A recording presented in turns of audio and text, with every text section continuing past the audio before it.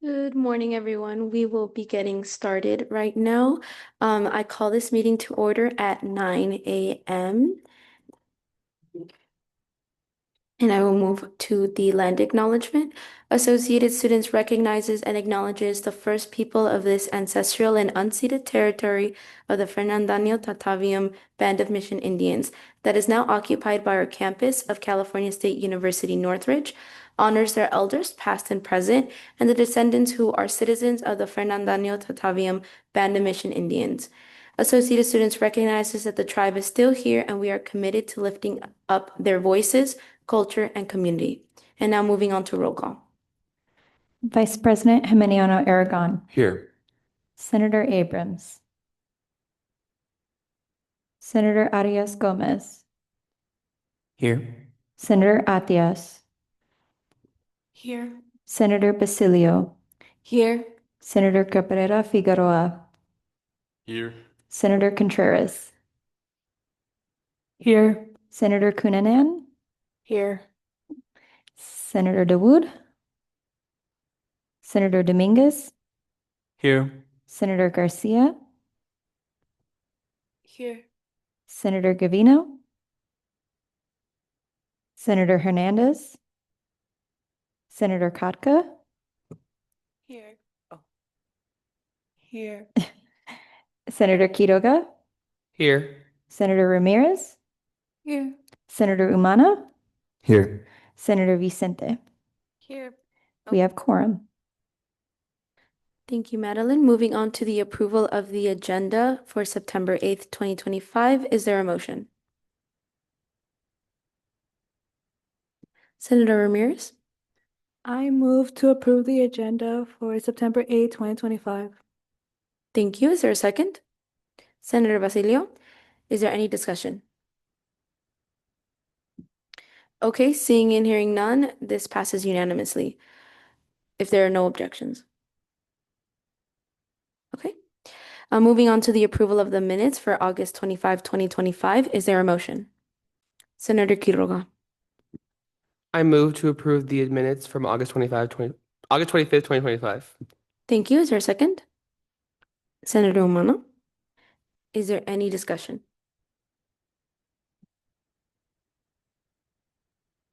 Permission to be recognized? You need to be recognized by the chair. Raise your hand. Senator Abrams. Permission to be recognized? Granted. Is there any discussion on the approval of the minutes? Okay, if there are no objections, this will pass unanimously. Okay, there are no objections. Thank you. Moving on to special presentation for the CSUN Information Technology Updates and Resources Related to Technology Services, brought to us by Ron Phillip, Helen Henrich, Ryan Coulong, and Chris Olson. You may step up to the podium. And there's a clicker on the podium for you to move the slides. Thank you. Thank you, President Saravia. Thank you, student senators. Really appreciate the time that you have afforded us at the beginning of this year to come and present to you on technology services that are available to enrolled students here at Cal State Northridge. You know, probably about 3 years ago, we made a similar visit to AS Senate. And at the time, we were just transitioning away from the pandemic.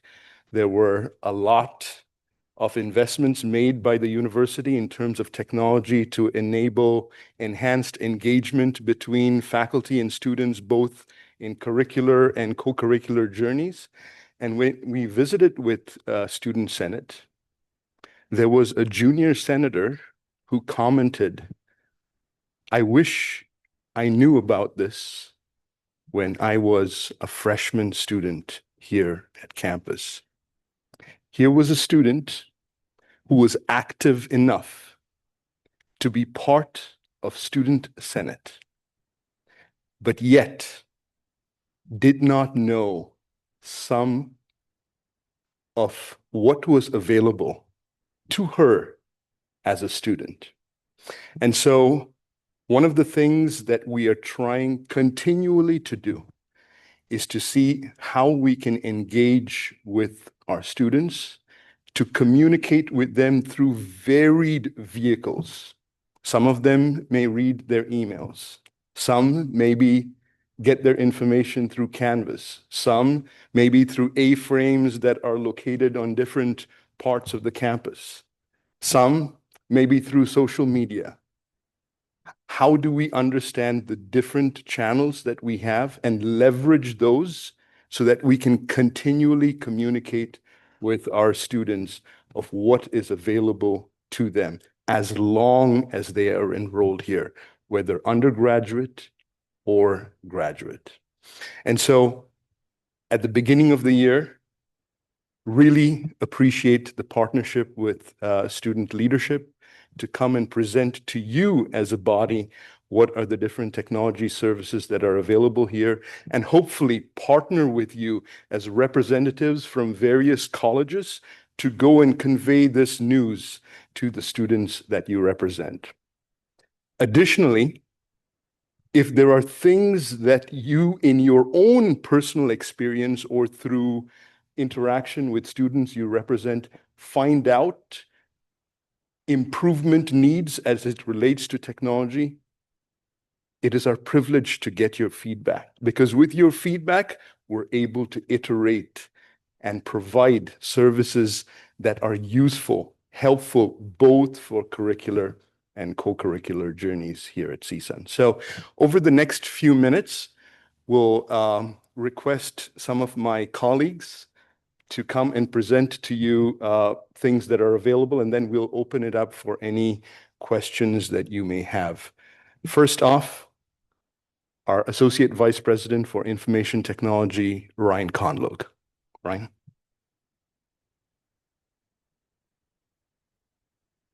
All right. Thank you, Ron. So as Ron mentioned, we're going to go through some different IT services. Now, hopefully, all of you know about every single service I'm about to talk about, but really it's to give you a little bit more context as to what the service offers, how it might be used in a student context, and then we'll kind of go from there. So hopefully everybody in this room knows, but the campus wireless network is called Eduroam. And if you connect with your CSUN email and password, then that will actually work at other institutions that have an Eduroam network. So if you're visiting other CSUs, you can automatically connect to their Eduroam network with your CSUN credentials. So it just allows you to travel to different campuses without having to go onto some guest network or anything like that. So that's the biggest benefit why we always push people to use Eduroam, and why it's so important to use your full email address, so you have the benefit of using it at other campuses.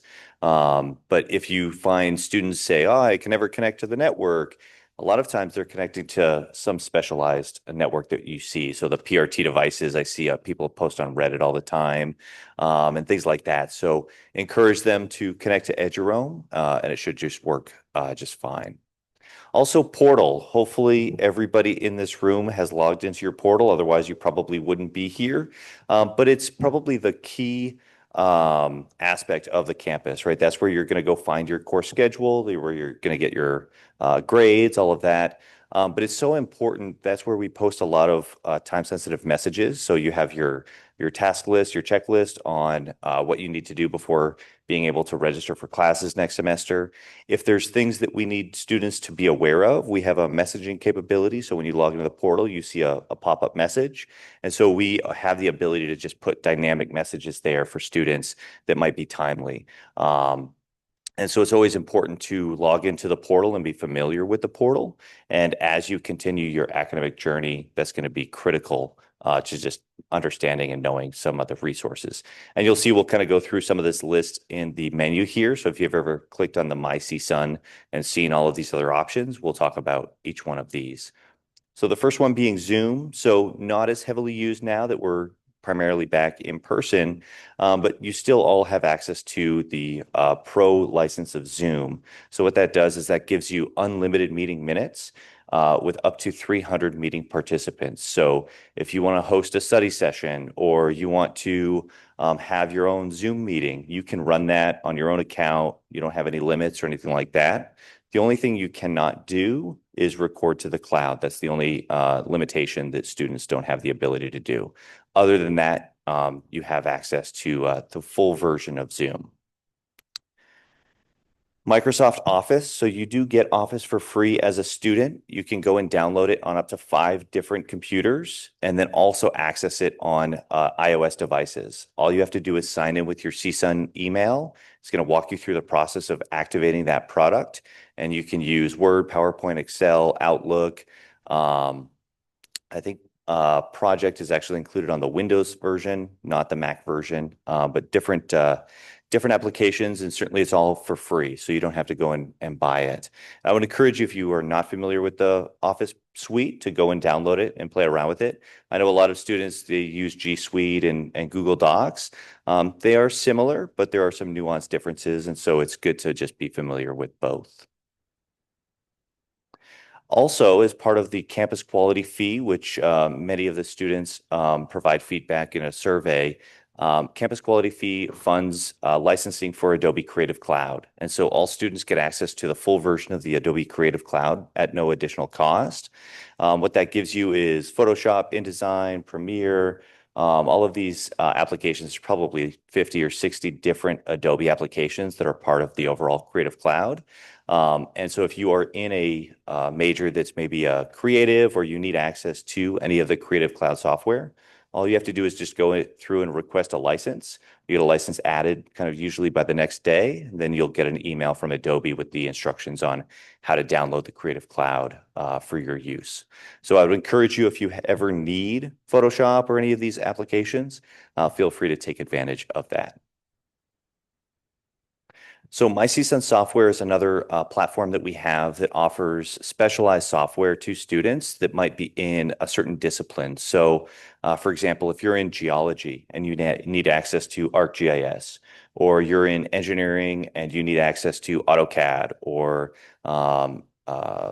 SPSS, or any of these very technical applications, you don't need to go and buy that software. It's all available through MyCSUN Software. The other nice thing is it doesn't require a device that is capable of running that software, meaning you can run these applications on an iPad and it all runs within a browser. And so it allows you to use whatever device you have as long as you're connected to the internet, and you can access the full library of software. And so it really kind of allows you so that you don't have to come in and use a lab potentially. You could just use it from home or wherever you are to access those applications. So if you're in a major that requires certain discipline-specific software, chances are it is available in the MyCSUN software platform. Qualtrics is our campus survey platform. So depending on your major, you may get into a situation where you need to have a survey for a class. And so you can use Qualtrics. You have unlimited surveys with unlimited responses. You can go and build that survey, distribute it, and then it gives you the ability to then review the responses. There's some data analytics built into Qualtrics. So you don't need to go and sign up for a free trial at SurveyMonkey and things like that. We would encourage you just to use Qualtrics. The only note I'll make about Qualtrics is there are some question types that are disabled, and that's because those question types are not accessible. And so they don't work well with a screen reader or other accessibility tools. And so we've intentionally turned those off so that somebody doesn't inadvertently create an inaccessible survey. So as you go through and build that survey, you may see a question type that's turned off, and that's why. Next is MyCSUN Box. So all students get access to MyCSUN Box. You get 50 gigs worth of storage to store all of your maybe course-related material, any projects and group work. The nice thing about Box is all faculty, staff, and students also have Box. And so you can actually create shared folders and collaborate with other students, other faculty, and potentially even staff members. And this is just a good central point where it makes it really easy to share files and work collaboratively on those files. And I would encourage you, if you haven't signed in, to go ahead and just sign in and kind of explore what some of those functionalities are. Next is LinkedIn Learning. So I'm hoping everybody here has used LinkedIn Learning, but if you haven't, it's a great resource for students, gives you access to thousands of videos on, I would say, any topic you can imagine. It could be from writing a resume or conducting or participating in an interview, could be coding in Python. Now they're starting to introduce a lot of AI tools. So writing a prompt or using different tools, how can it provide time savings and things like that. So LinkedIn Learning is kind of our main platform when it comes to the professional development aspect of it. How can you be kind of ready for your career in things outside of the classroom, a little bit more in the how do you use Excel and write Excel formulas, for example. And so I would encourage you, if you haven't checked out LinkedIn Learning, go ahead and check it out.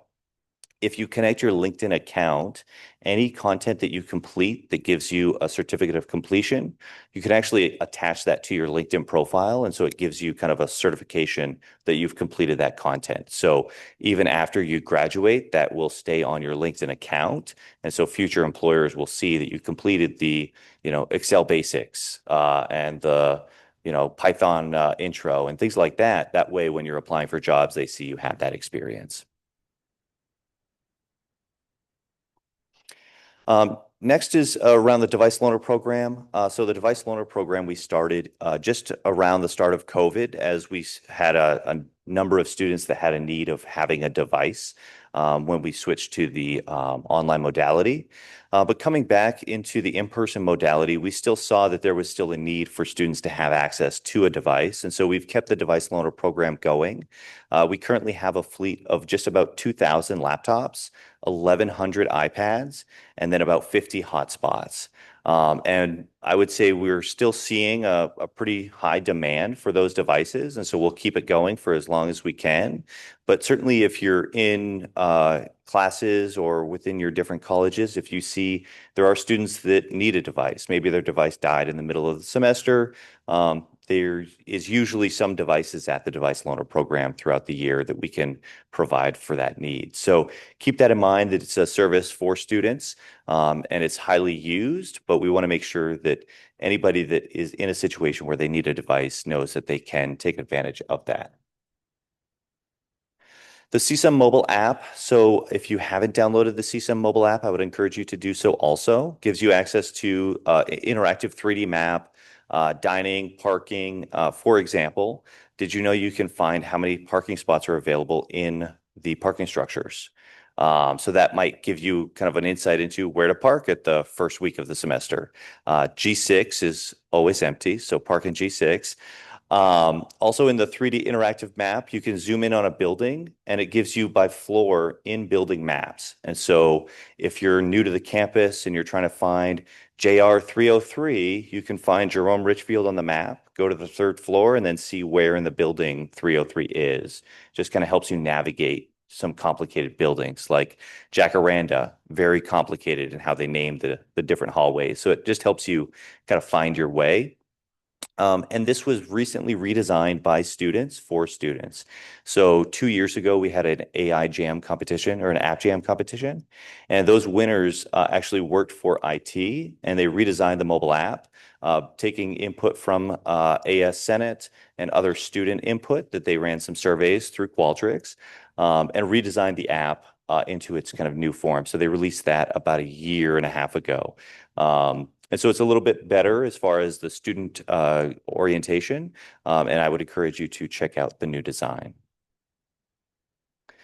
Lastly, safe computing tips. And I would say it's pretty timely since this morning, all of these phishing emails are going around campus. So if you got a phishing email this morning saying your account was being disabled unless you click a link or send your email and password, please don't respond to that. But it's always important that we find students, unfortunately, are susceptible to phishing in other scams. So you may get an email saying that there's a job opportunity and all you have to do is sharpen pencils and you get $500 a week, right? Things like that. So just keep that in mind when you get any of these emails, double check and see that they most likely, unfortunately, are not legitimate. But just be aware that these scams are out there, either trying to get your login credentials or they'll have you go buy a gift card and spend your own money with the expectation that you get refunded. So just be aware that that does happen. We do have students, faculty, and staff become susceptible to these scams, and we want to make sure that your time here, that you're just being aware and not falling victim to those. That's also why we use multi-factor. So when you log in to things, you got to do the Duo prompt. That's really to protect your account and make sure that you don't compromise yourself inadvertently. On Duo, I'll mention if you haven't used the Duo app, I would encourage you to download the Duo app instead of the text or phone call, only because the Duo app is a push notification. You just tap approve. It's way easier than getting the phone call or getting the text message. So that'll just save you a little bit more time. And if you do find that you got an email that might be phishing or sound suspicious, you can always forward it to our information security group at iso@csun.edu, and they can tell you if it's legitimate or not. All right, now I'm going to switch over to Helen, our AVP for Academic Technology. She's going to touch on some of the AI resources on campus, as well as some of the Canvas resources.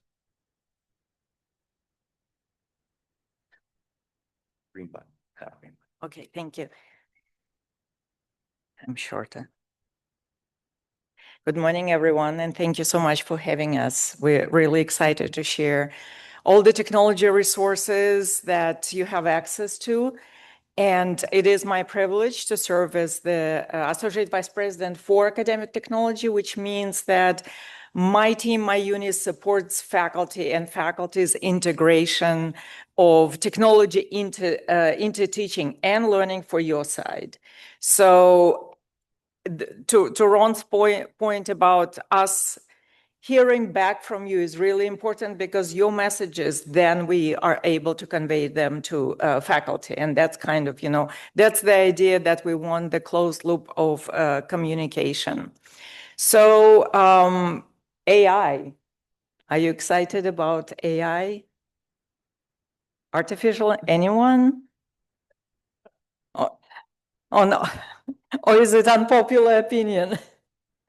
Anyway, so, but whether we're excited or not, it is here, it is real. It is real on campus, it is real outside as well. So that's really, there are a few points that are important to know and understand about AI. So let's start with the resources that we have, AI resources that we have at CSUN. So first of all, everyone has access to the free version of Microsoft Copilot. So it has some limitations, but it's available to you through a web browser. So that's one point. And then if there is an opportunity or a need for you to get the integrated version of Microsoft Copilot, there is an opportunity to, for $360 per year to have that license. And it will be integrated in the Microsoft suite of services that we provide, including Word, including Excel, and things like that. So OpenAI ChatGPT partnership, I'm going to talk about it a little in more detail in the next few slides, but I just want you to know that everyone, thanks to the CSU contract with OpenAI, all faculty, all staff, all students have access to the secure environment within ChatGPT EDU. So this is a very, very special instance versus the free version that you might be using, prior to last spring. So now Notebook LM is also available to our students. That's, a Google product. And one of the benefits you can garner from that, you can upload any kind of scholarly articles or really, dry text maybe that you need to learn, and it can convert it into a very interactive, engaging podcast within 3 minutes. So you can listen to it on the go, you can learn it that way, and it's really, I encourage you to try it. It's really, really cool. So LinkedIn Learning, and to Ryan's point, it's a vast library of resources. And what they have now, actually, is not just unique to LinkedIn Learning. A lot of services that you have now have integrated AI capabilities, including Adobe as well. So it's not, we're at the point where AI is not a standalone service. It is integrated in the software we'll had access to, including LinkedIn Learning as well. It can help you find your path towards the any skills you want to upgrade, so it can build the kind of, the path of tutorial where you can get all all the relevant videos that will help you scaffold your skills. And I mentioned Adobe Suite. Ryan talked about Adobe Suite prior to me as well. So keep in mind, again, this is embedded AI capabilities that are available in that software. So back to ChatGPT EDU, this is a really important and unique tool. So CSU is the first and the largest partner with the contract with OpenAI, available to almost 500,000 of students across all campuses, including faculty and staff. So a couple of things to keep in mind. One, this is a secure, safe environment as far as the data. So the data there is, the data is protected. It's not used to train the model. So, everything, all the interactions, anything, all the uploads stay within the confines of in our case, CSUN environment for ChatGPT. You can go to this page, and if you haven't yet, create an account with your CSUN ID, and I encourage you to do that. Again, many of you might have your own personal account, so please do switch to this one, because this is a secure environment. Now within OpenAI ChatGPT, these are the capabilities that are available to all of us. So one, ChatGPT 5 model was dropped about 3 weeks ago, so it became available to us right away. Then there is still a Legacy 4.0 model available there as well. There is an image creation software embedded in ChatGPT. So there is a kind of, it used to be a standalone DALL-E. It used to be just a standalone application. Now it's integrated within ChatGPT, and the application is smart enough to know what you're looking for. So if you're looking for an image generation, you don't need to go anywhere special. It will know, which model to switch to. So it's now multimodal. There is, by the same token, there is deep research capabilities, and it also can search web. Remember, you might not remember, there was always a shortcoming of AI tools like ChatGPT. It couldn't serve the web, so the information was always behind, up to the point when it was updated. So it has capability now to live search web and share the information. And another thing that I think is very, very important and would be very useful for our students is the study mode. So let's see, hopefully that plays. So how to get to study mode? Study mode is one of the latest releases of ChatGPT. What it does, it's just basically embedded tutor for you within ChatGPT. It helps you to work through the problems, to understand. It doesn't just give you an answer, when you go there. But if you need to understand the topic or arrive with your own solution to an assignment, it will help you to, depending on your interaction, it will help you to arrive there with an understanding, not just a ready answer. So use that, to your advantage. It's very easy to get to it. You just click on the plus sign, and then you'll see the drop down and click on study mode, and you will be able to talk and have the engaging conversation that will, with every step, will help you take you further into the depth of the topic. So this is important.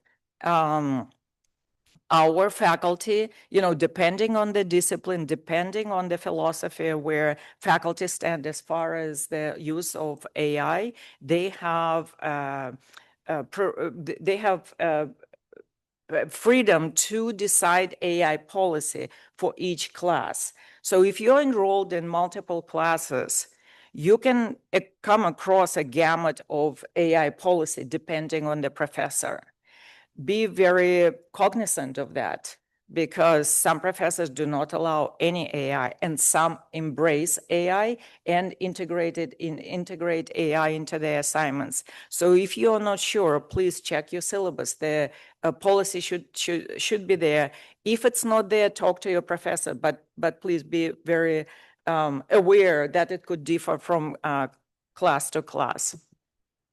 So now let's talk about artificial intelligence resources. So yes, we know that we are the largest contract with OpenAI, and CSU worked really hard to build not only access, but also look beyond the walls of CSU and create a partnership with the workforce with big names in AI as well.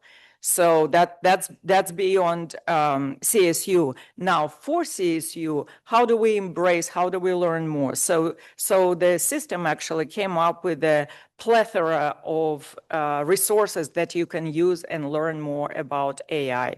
One is that there is a huge portal that is called AI Resources at CSU. It has targeted materials specifically for students. It also has portal for faculty and for staff. But if you go there, you will be able to find a lot of information, training materials. And what is really important, you will see that there is a document that talks about ethical principles for AI frameworks. So it's, you need to there are certain principles we want you to always be aware of. So you need to use your critical thinking in assessing AI output. You need to, have to that domain expertise to understand that there is a feature or a bug of AI that it can make up facts. So it's called hallucinations. You be very aware of that. It uses the knowledge base that it's trained on, but very confidently, it can give you an answer that actually facts that do not exist. So please learn more about this and,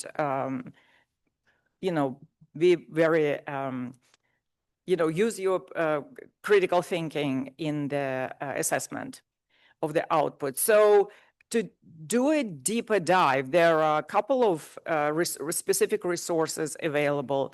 And I first want to bring your attention to the micro-credential course that is available for students. If you take that course, it may take you between 4 and 6 hours and go through all the quizzes, all the assessments. You will get a badge as the result, of that course. And to Ryan's point about LinkedIn, you can port that, you can bring that badge and put it in your LinkedIn profile as well. So that certainly will give you an advantage, on at the workforce. And by the same token, the similar course is available for our faculty as well as staff. So now switching from AI, any quick questions about AI? I don't know if we have time, but we can, I think we have time at the end. But let me switch from AI, which is it's a new technology. It's developing in front of our eyes. But let me switch to Canvas, which is the main technology that students and faculty use on campus. So this is our learning management system. Everyone has access to it.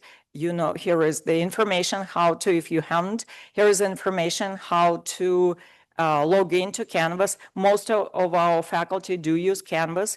That's where faculty upload the assignments, upload course materials. Gradebook is very important. So that's where your grades go once faculty instructors grade your submissions. So please do use it often. There you can create a checklist there. You can create to-do list there. So very, very important portal. Now, here is how you can log into Canvas. At the My CSUN drop down, there is a direct link. So please use that as well. And so Canvas itself has a a couple of additional features.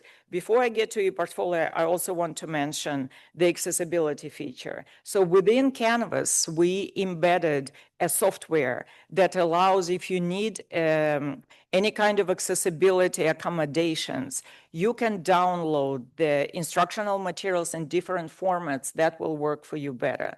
So everything on your side is made, all those materials are made accessible and downloadable for you. So please use that function there in Canvas. And now going to ePortfolio. So what is ePortfolio? ePortfolio is basically what we are suggesting. It's a academic CSUN version of LinkedIn, and a version in a sense that you can upload your assignments there, you can upload your project, you can connect with other students. So it's just basically academic presence for you on the web. And Canvas now provides the direct access from the navigation to ePortfolios. You can showcase your skills. You can use it to link to your LinkedIn portal.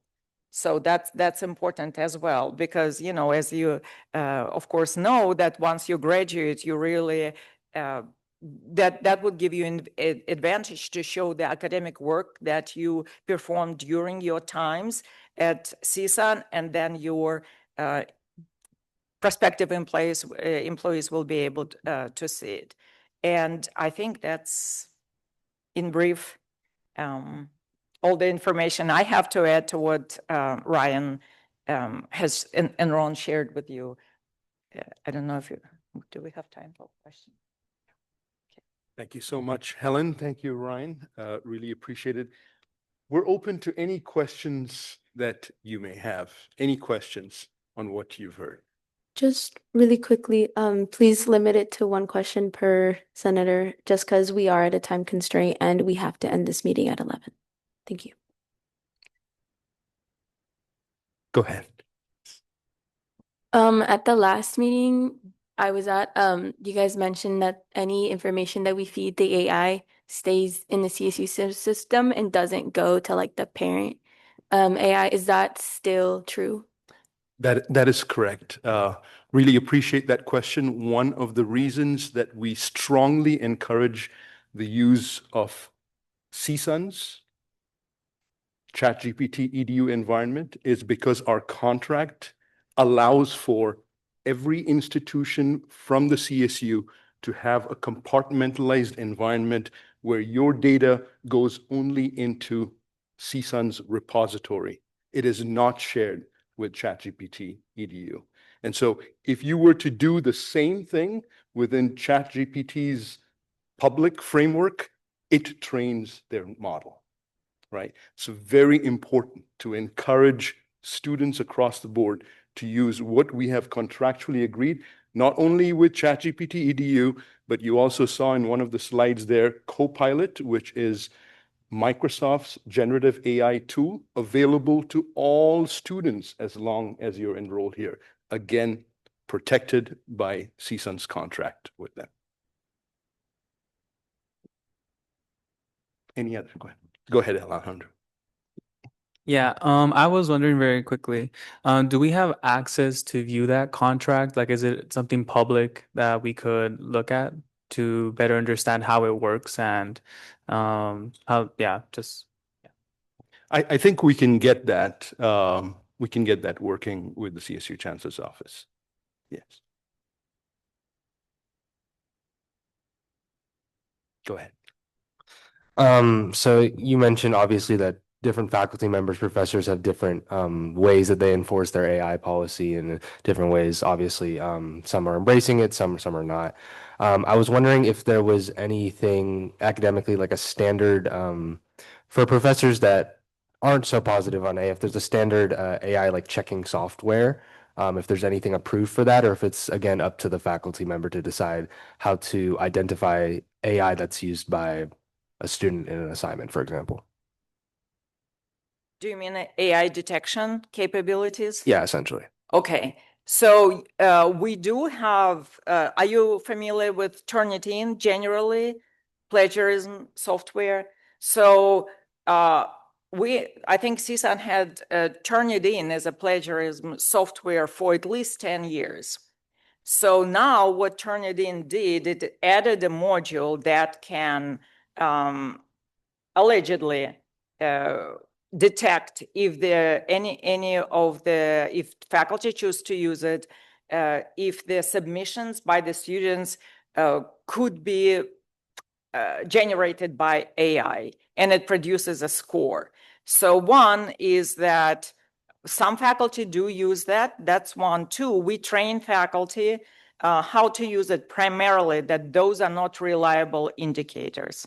So the first thing we tell faculty when you know they ask about that is that do not rely on those scores, because this is a machine to machine.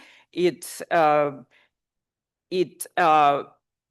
be biased, you know, it can be inaccurate, and just generally, this is one of the just one of the ways, if faculty do not allow AI, one of the ways to look at a student work, but by no means that's the only, and that's the sort of definitive way of AI determination. There are some AI, I would say, hallmark features that we teach them, and faculty, and you probably all know them. So those are much more reliable, like, for example, hallucinations. So some students are unaware of those features. So, you know, if they do not use their critical thinking to see the output, or even, you know, try to pass their own work as AI work as their own, hallucinations would be one of the things we emphasize in terms of determining whether the work was created by AI.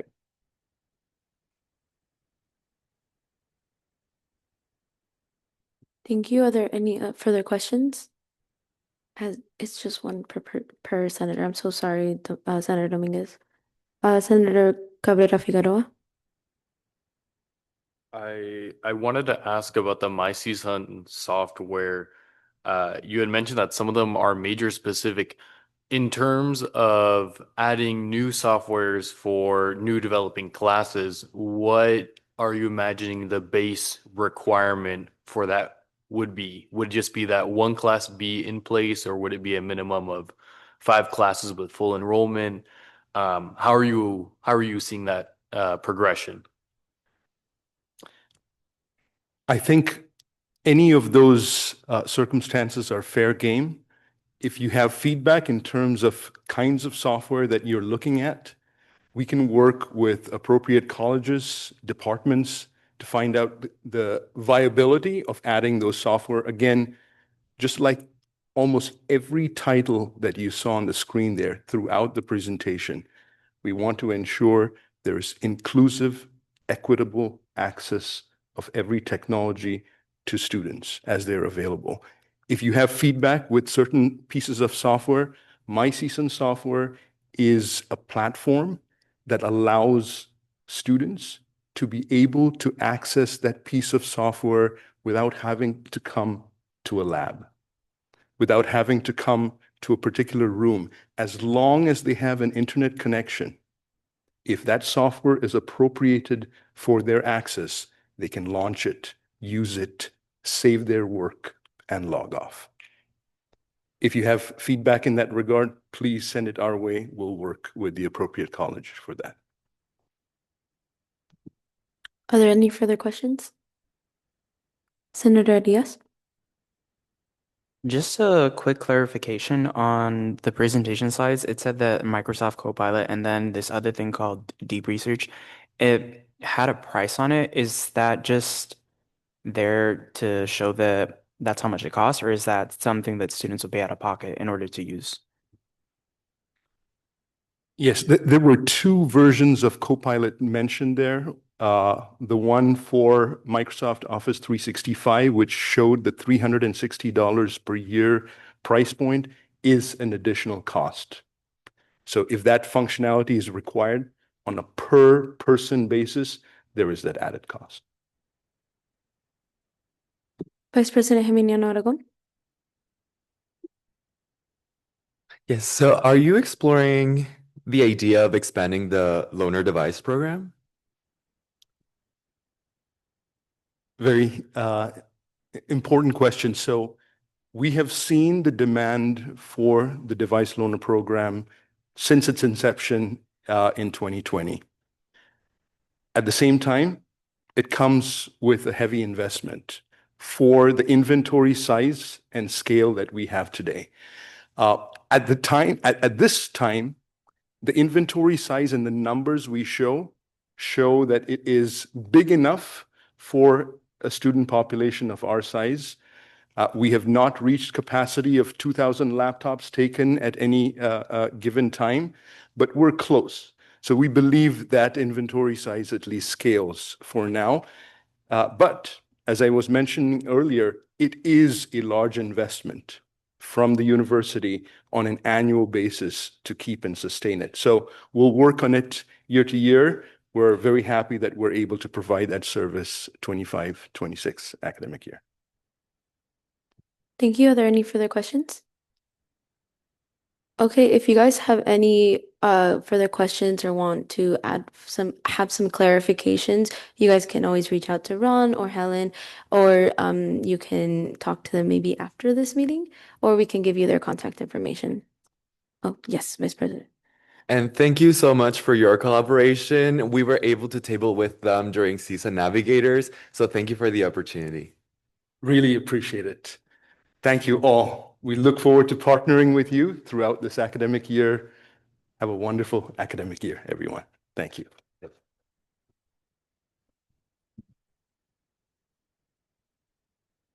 Okay, moving past special presentations. Oh, yes, Senator Daud. Permission to be recognized. Granted. Senator Gavino. Permission to be recognized. Granted. Okay, moving on to open forum. Open forum is intended as an opportunity for any member of the public to address the Associated Students Senate regarding any issues affecting CSUN students. Speakers are allowed 3 minutes each to speak. Please sign in using the clipboard for minute recording purposes. Point of personal privilege. Granted. Good morning, everybody. My name is James Forster. I serve as the AS Programs Manager, and I'm just here to give you all an update on some of our upcoming events. My last name, I spelled it wrong. Cool. All right, so we actually have a few events that are happening this week, so we're pretty excited. So this week is actually the kickoff for a lot of our reoccurring weekly events too. So the Farmers Market will start back up on Tuesday of this week. That takes place on Lindley Avenue, right out here by the Matador Square. So be sure to come by anytime between 10 and 2:30. The vendors will be out there with their food and other kind of craft resources and things like that. And then in the square, we'll have some tables set up for you all to eat, hang out, some additional things that'll happen throughout the year as well. So that's from 10 to 2, 2:30 roughly, every Tuesday. On Wednesday of this week, we have our Pimp My Ride event, which is a new take on our Clean Air Day program, which we're kind of focusing on vehicles that you can ride or use that don't involve gasoline, essentially. And so bicycles, scooters, skateboards, things like that. So if you have any of those that you use to get around campus, I encourage you to bring them to the event. We're going to be giving away lots of cool stuff to kind of trick out or pimp out your ride, I guess. And so there's going to be a photo booth there and other cool things as well, too. And then on Thursday begins our weekly program for Thursday Thrift. So if any of you were on campus the past couple of years, you've seen us kind of pilot this program, but essentially it's going to be a pop-up thrift store that you can attend every Thursday from 10 to 2 out on Baramian Lawn. The clothing there that we have in stock those days will be free. And every week we'll determine on how much clothing that you can donate as well if you have stuff at home. I think for this Thursday, it's 5 articles of clothing that you can personally bring. If you're looking to get rid of some stuff, bring it, you can donate it. We'll get it set up, put on the racks. And then there's other items that you can just take for free as well. So it's a cool program that we're going to try out every Thursday this week or every Thursday this year. So our first one starts off this Thursday. So 10 to 2 on Baramian Lawn. The last program I have just to announce, I mean, you all probably have hopefully seen it, but Big Show tickets are currently being sold for that as of right now. So that is going to be on Saturday, October 11th. Tickets are currently $5 for students, and they are $15 for guests, alumni, faculty, and staff. We've sold almost 700 tickets as of right now. So I think 693, I think was the number I got this morning. So yeah, if you haven't bought your tickets, make sure you do soon. And that's all the programs I got. Thank you all. Thank you. Is there anyone here for open forum?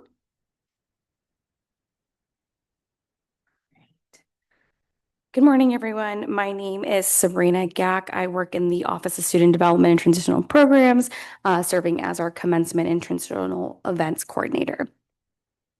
Hi, everyone, and my name is Jane Vasquez, and I am the Activities Coordinator for the Office of Student Development and Transitional Programs. So we don't want to take too much of your time, but what we are here today to talk to you all about is an upcoming event that we have this fall in a couple weeks, about 3 weeks from now. Jane's going to go ahead and pass out some flyers and just some information about the event. But what we are doing is we are hosting New Student Convocation. New Student Convocation has been around since about 2007, 18th year. And what it really serves to be is a formal welcome for our incoming freshmen, transfer international students. It's a huge collaboration between student affairs and academic affairs where we are inviting all of our new students on campus to formally be welcomed to our administration, to our peers, and that also includes you all. So the event will be on September 25th. This year, the event will be from about 10 to 11 o'clock with a pep rally and reception proceeding after the event. The event is typically mirrored from our commencement ceremonies. We have the full-on program in front of the university library lawn. We set up our stage, we have chairs out there, really to kind of mirror that formal welcome in and to give our incoming students a glimpse of what their commencement ceremonies may look like in a few years after.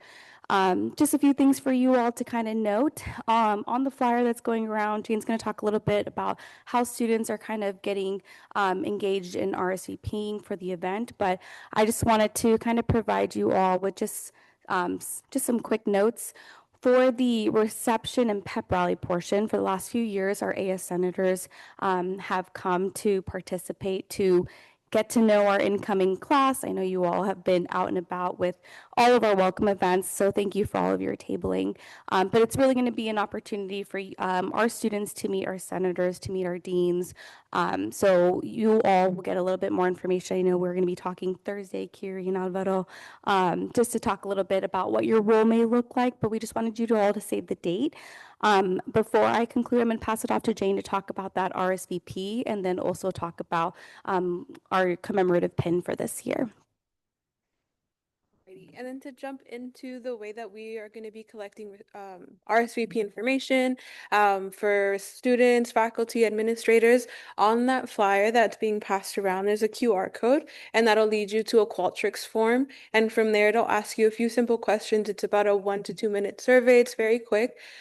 So please feel free to RSVP and join us for this event, and as well as an additional incentive. That commemorative pin this is a very blown up version of that, but it'll be slightly larger than a quarter. But this is what our commemorative pin will look like for this year. Any questions? No questions can be taken at open forum, but no, it's okay. But if you guys would like to ask more about student convocation, their office is honestly right behind ours. It's right next to ours. Yes. But hopefully we will have more information on the senators' roles and our cabinet members' roles next week. Awesome. Thank you all for your time.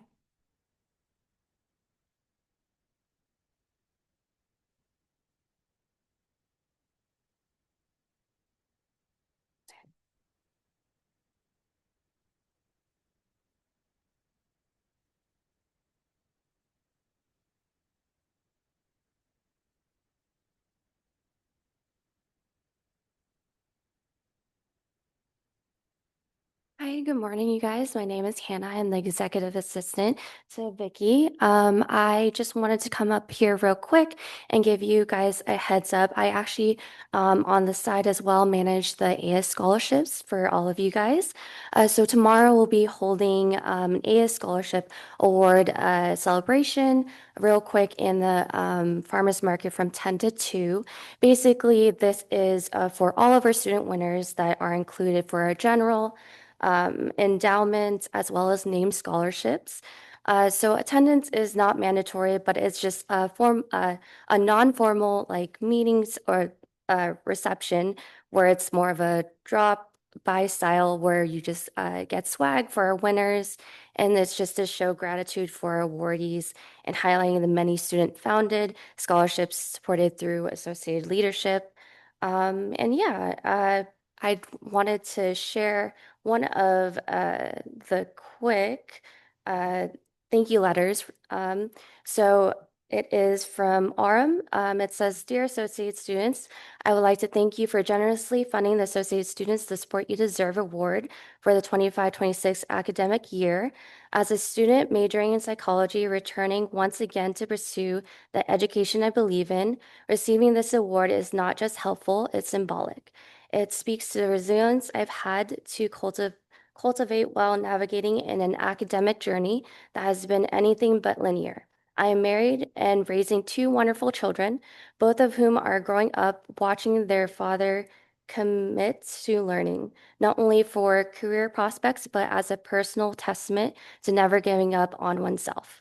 Education to me has always been about more than certificates or career pathways. It's a response to a world that often undervalues lived experiences and the inner work of understanding ourselves. Psychology is a way of engaging with those complexities of asking questions that society avoids, or trying to piece together an emotional and cognitive scaffolding that shapes people's realities. I choose psychology not just for its academic rigor, but because it gives me the language to explore disconnection, resilience, and the quiet burden many carry in silence. Being a parent and a student simultaneously has made time a rare commodity. It has forced me to strategize, prioritize, and be honest with myself about the kind of future I want to build for myself and for my children. This award gives me more than financial flexibility. It acknowledges the effort behind the scenes, the late nights, the internal battles, and the unspoken compromises I made to keep this dream alive. At CSUN, I continue to participate in community-driven initiatives, particularly those that align with mental health, advocacy, and peer support. I hope to pursue a career focused in clinical psychology, where I can channel my academic growth into providing care that is informed by humility, curiosity, and lived experiences. Receiving the scholarship is an affirmation, a brief moment of recognition that makes the struggle feel witnessed. Thank you for creating a space that doesn't just support students with resources, but also with validation. I will use this award to further immerse myself in my studies and hopefully to inspire my children to pursue their passions with equal conviction. Warm regards, Aurum. So yeah, that's one of the many thank you letters that Curie and Alvaro have received. Thank you again for going through all of those scholarships. There's a good amount over the summer. So that is one of the many things that you guys have done to impact the students on campus. Again, we allocate annually of 169,842 in the AS budget, as well as the additional endowments, which are the Support You Deserve, Parent, and Diane F. Harrison, which are international scholarships of their book vouchers, basically. So yeah, that is my quick thing. Thank you.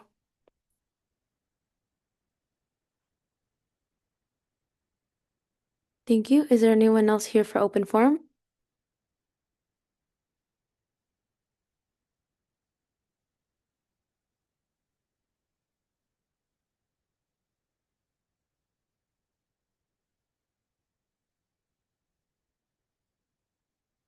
Okay.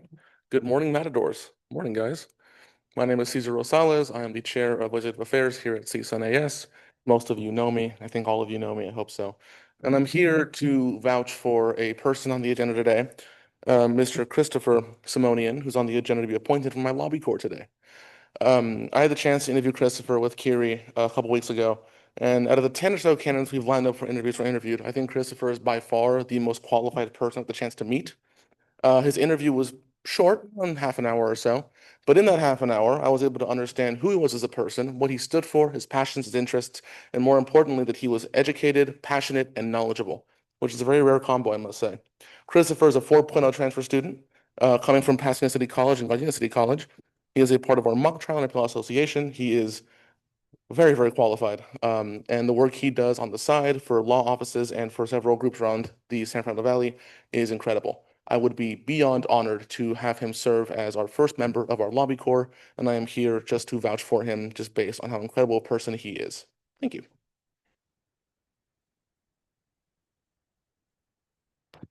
Thank you. Is there anyone else here for open forum? Okay. Since there is no one here for open forum, we will move on to reports, starting with mine. Good morning. Oh, yes, Senator Quiroga. Question recognized. Granted. Starting off with my report, good morning, everyone. I hope your first 2 weeks have gone really well and you guys have all been able to transition into the new year very, very seamlessly.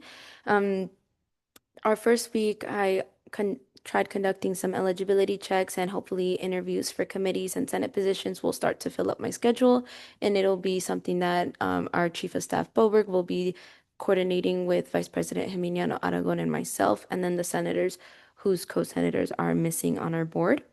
I attended the VICA local office holders luncheon where I had the opportunity to meet local office officials and had a conversation on possible collaborations with CSUN and our student body, as well as entities outside of CSUN. I had my CSAC meeting on September 4th where we received updates on how many students were able to apply for FAFSA, the Cal Grant, how the governor's budget is looking and how that could affect the agency. I attended the Hopes Latina Day of Empowerment as well and the Academic Technology Committee where we discussed updates on faculty and staff technology, Canvas, and the CSUN portal, as well as the use of AI on our campus. I'm excited for AS's collaboration with our campus IT department. I also attended the first athletic director's interview last Friday. For those of you that don't know, we're currently doing a search and screen for the new athletic director for this hopefully for the next decade or so. But we have about 5 really great candidates. If any of you guys have the opportunity to attend any of our open forums, you guys can go to gomatadors.com under athletic director search. The next one is going to be today for the second candidate, Daryl Pope. And you can find their resume and some of the interview questions that he has answered on that website. And it is from 2 p.m. to 3 p.m. at the library presentation room. And that is the end of my report, but I did want to just acknowledge how amazing our organization is in regards to how much we help the student body. And so the end of my report will actually be a letter that we received, Alvaro, myself, and the rest of the scholarship committee. And this is from Ruth Villa Perez. Dear donor, I want to express my sincere gratitude for generously funding the Associated Students Parent Scholarship for the 2025-2026 academic year. I deeply appreciate this award, and I am confident it will greatly support my ongoing academic journey at California State University, Northridge. I'm currently beginning my senior year majoring in art education. After earning my bachelor's degree, my plan is to obtain my teacher credentials to teach high school students. My goal is to learn as much as I can so I can be able to teach others the skills necessary to be artists and have the tools necessary to be the best they can be. I believe art is a great way to build confidence in children and teens as this is a crucial time in their lives. I want to be able to provide the guidance to them by having the tools myself. This scholarship will allow me the opportunity to continue my studies with less worry about how I will pay for my expenses while attending school full-time.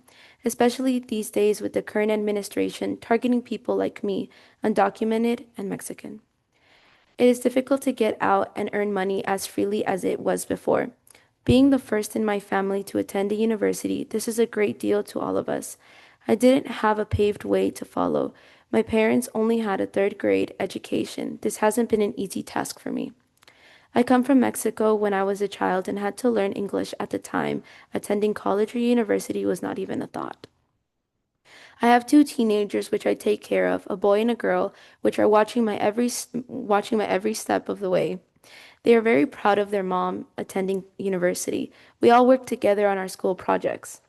I believe there is no better way to teach them than by doing it yourself too. I'm also very involved with my community by volunteering at my kids' school as an art docent. Once again, thank you for making this award possible. I will make the best out of my academic endeavors as I make my way through California State University, Northridge. And that is the end of my report.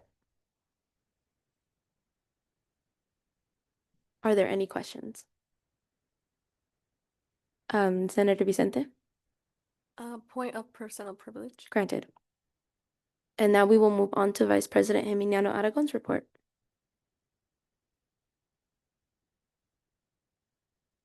Thank you, President Saravia. Good morning, everyone. Welcome to week 3 of the fall semester. I had a great time during welcome weeks, and I am excited by the engagement of all Matadors. I also hope everyone is having a great transition into your academics. Thank you, everyone who were involved during welcome weeks for their attendance, tabling, and participation. I am confident on our work and that we have connected with students. I would like to acknowledge the work of AS Productions for their programming, such as Welcome Celebration and Movie Night. I also would like to recognize the work that the AS Leadership Manager, Denise Ibarra, put into helping me with the welcome weeks. Thanks to the AS Marketing Department also for their help on the giveaway activities. And I am especially grateful for all senators for engaging with students and helping with sharing AS resources to all Matadors. It wouldn't have been possible without you all. I collaborated with the CSUN IT department for tabling opportunities with CSUN navigators. Thanks to Celine Valenzuela for the help and space. I gave a report as the AS liaison during the USU Board of Directors meeting on August 25. I met with Karina Alvarado, the former director for TRIA SSS, to receive an update on the program's status. It is unfortunate that the program no longer exists. I'm coordinating with the directors to ensure that students are receiving the necessary support during this time. I also attended the transition meeting on Friday, August 29th, to reiterate the support from AS. Shout out to Senator Umana for helping with this. I am in the process of planning the series of The More You Know. The video for AS leadership has been published, and my goal is to feature the resources from all departments. I also recorded the episode for AS Sports Club, so shout out to the rugby, volleyball, and cheer team for collaborating with me in the video.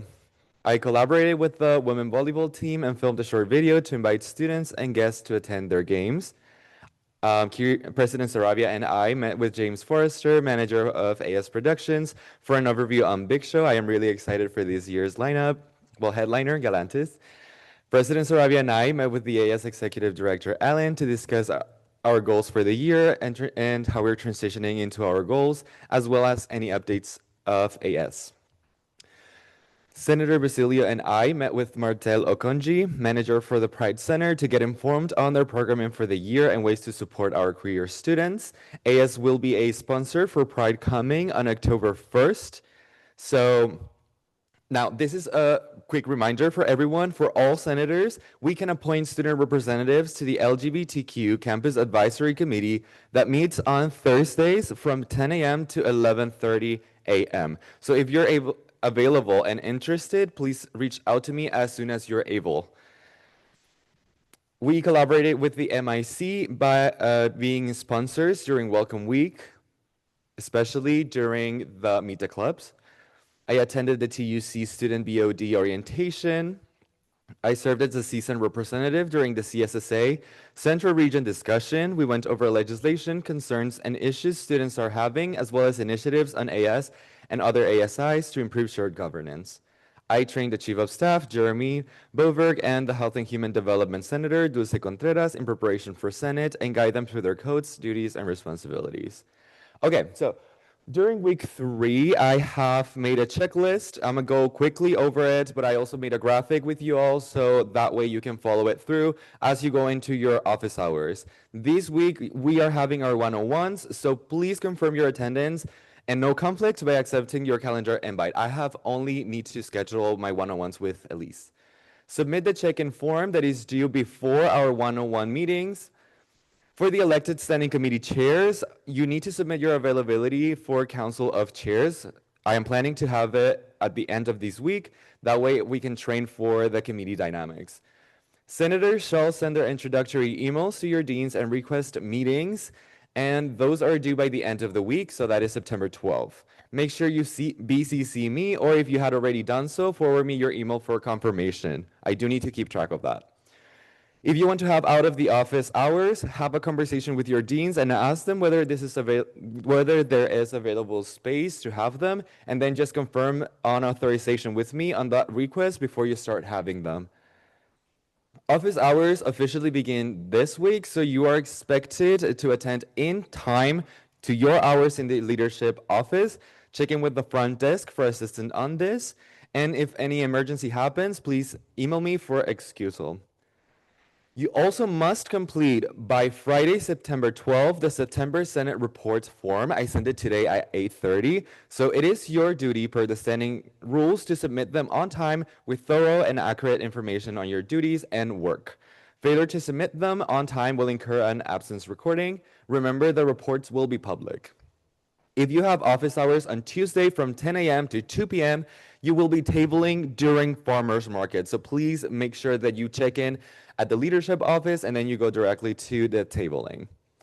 For week 4, standing committee meetings will begin unless I send another email saying something different. So submit any legislative referrals through our form and then let me know if you have any questions. I am looking forward to having our check-ins. Thank you.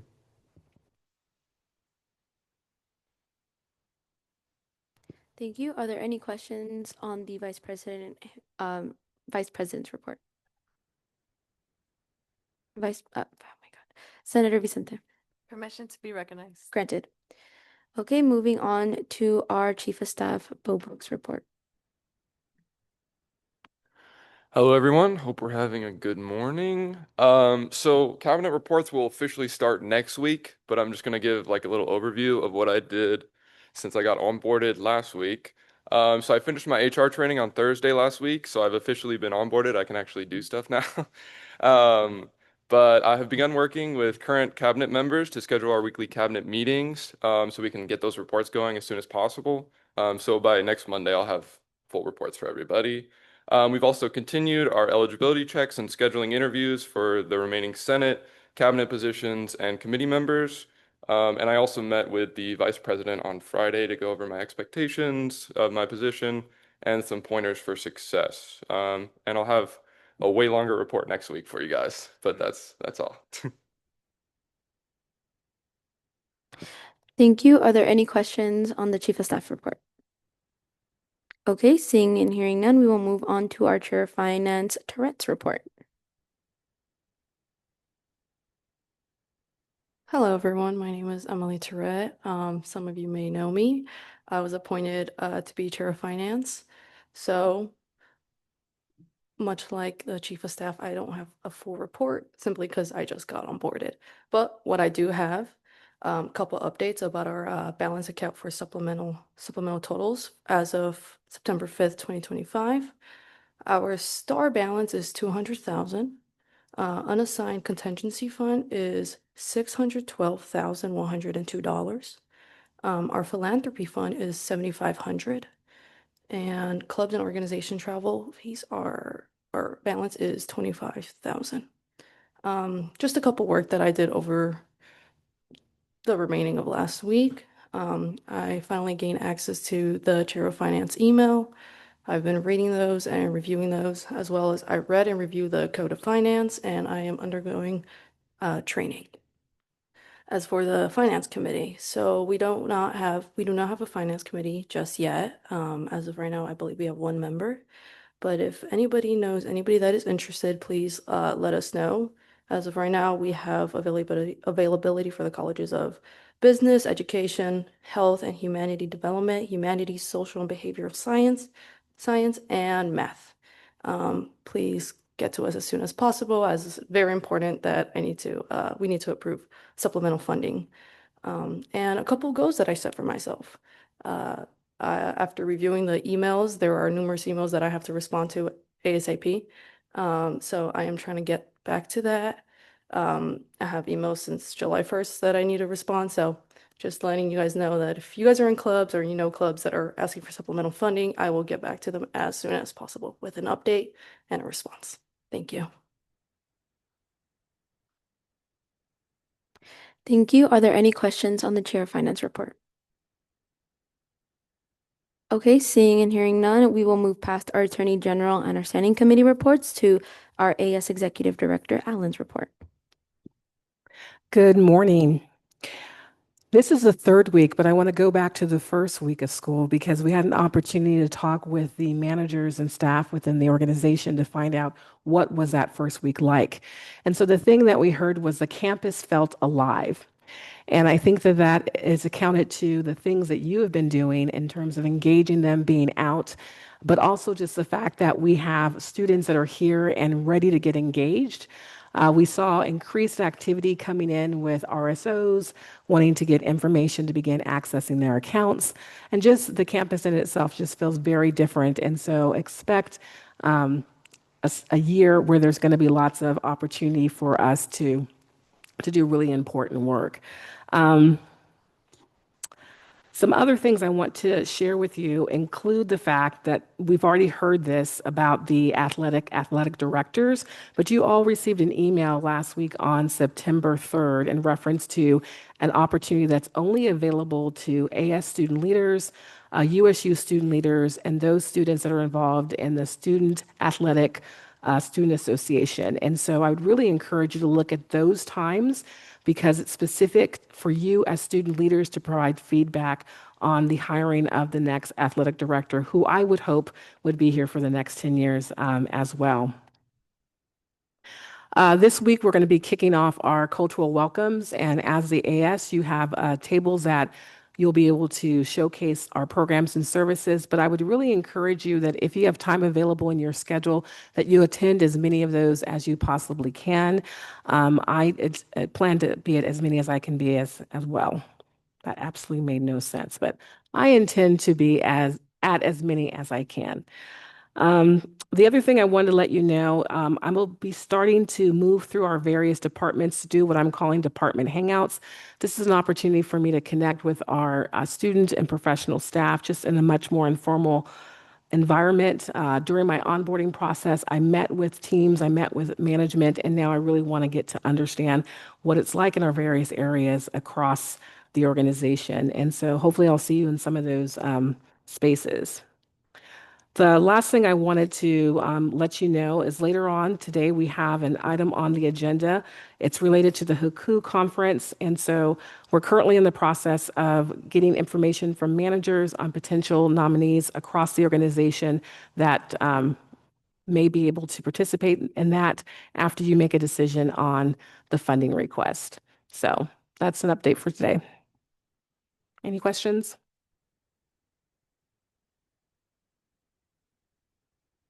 Okay. Seeing no questions, we will move on to our University Advisor, Asia Butler's report. Good morning. So last week we had Meet the Clubs and Meet the Greeks, which took place on two of the hottest days of the week. So we did end up ending early on Tuesday just because it was very hot. So we just ended an hour early. But we did continue with Meet the Greeks at 3:30.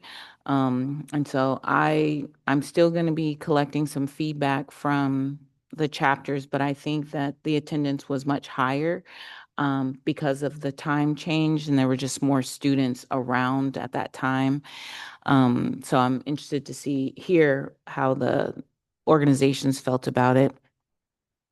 Both days were max capacity and a lot of fun, and very eventful with some TikToker doing his thing, which was interesting. Yeah, what is that? What is that? What does he call that dance?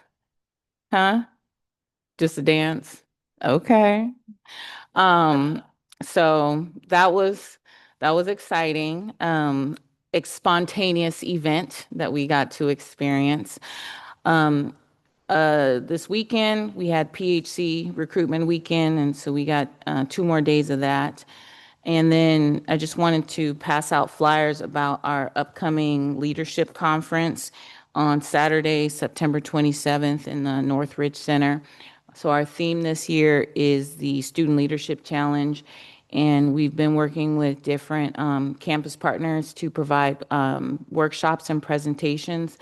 Martell from the Pride Center is going to be our keynote speaker for the event. So we're really excited about this upcoming leadership conference. And just a reminder, attendance is required for student organizations. They just need to send one representative. We prefer it be president or treasurer, but they can send anybody to represent the organization.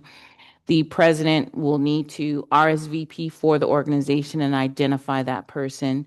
Students can also attend if they're not a part of an organization. It's open to them as well.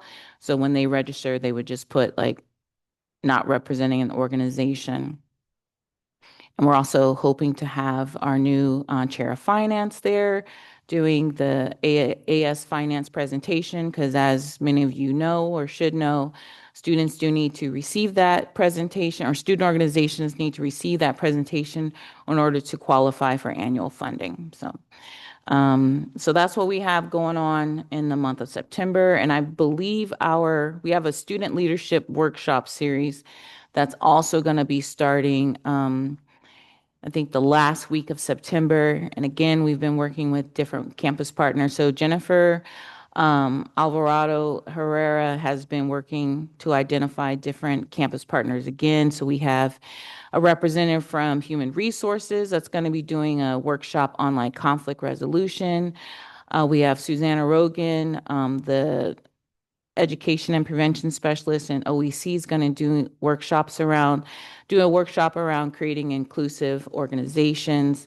We have some other folks as well that are going to be working with I think the Career Center is doing a workshop. So we're looking forward to that workshop series as well. Thank you.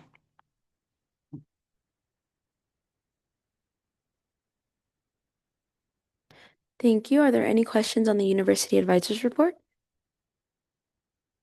Okay, seeing and hearing none, we will move on to unfinished business into line item 8 to nominate and approve a chair for the following standing committees. Are there any nominations for the External Affairs Committee? Senator Basilio.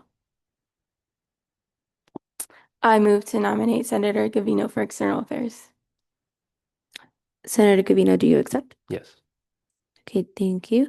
Are there any further nominations? Vice President Jimeniano Aragon.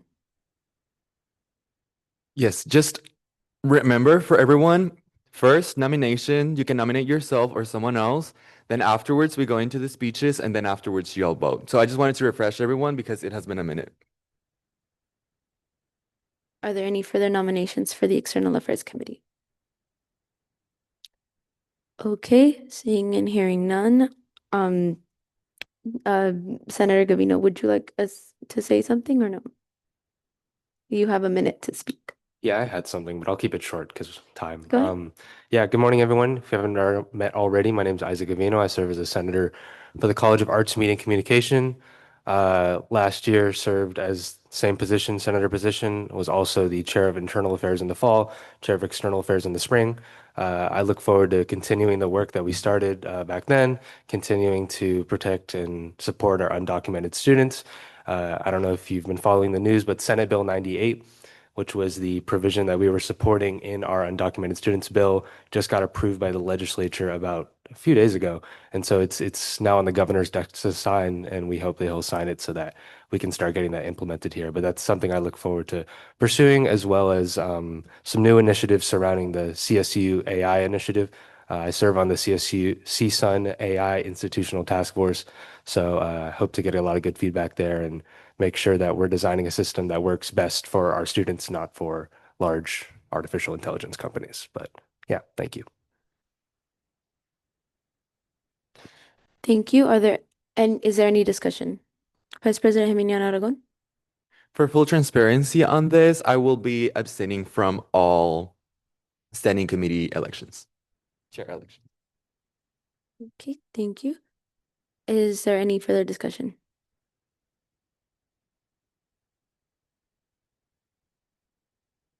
Senator Vicente. I already asked for permission to be recognized. Was this? It was right after Alvaro's report. Sorry, we just needed to log it for the minutes. Oh, no worries. Thank you. Is there any further discussion? Okay, seeing and hearing none, all those in favor of appointing Senator Gavino as the chair for External Affairs Committee, please raise your hand.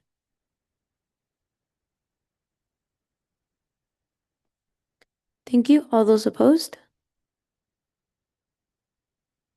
All those abstained? Okay, the motion passes. Moving on to nominations for the Internal Affairs Committee. Is there any nominations? Senator Dominguez. I nominate Senator Basilio. Okay, thank you. Is there, Senator Basilio, do you accept? Yes. Thank you. Are there any further nominations?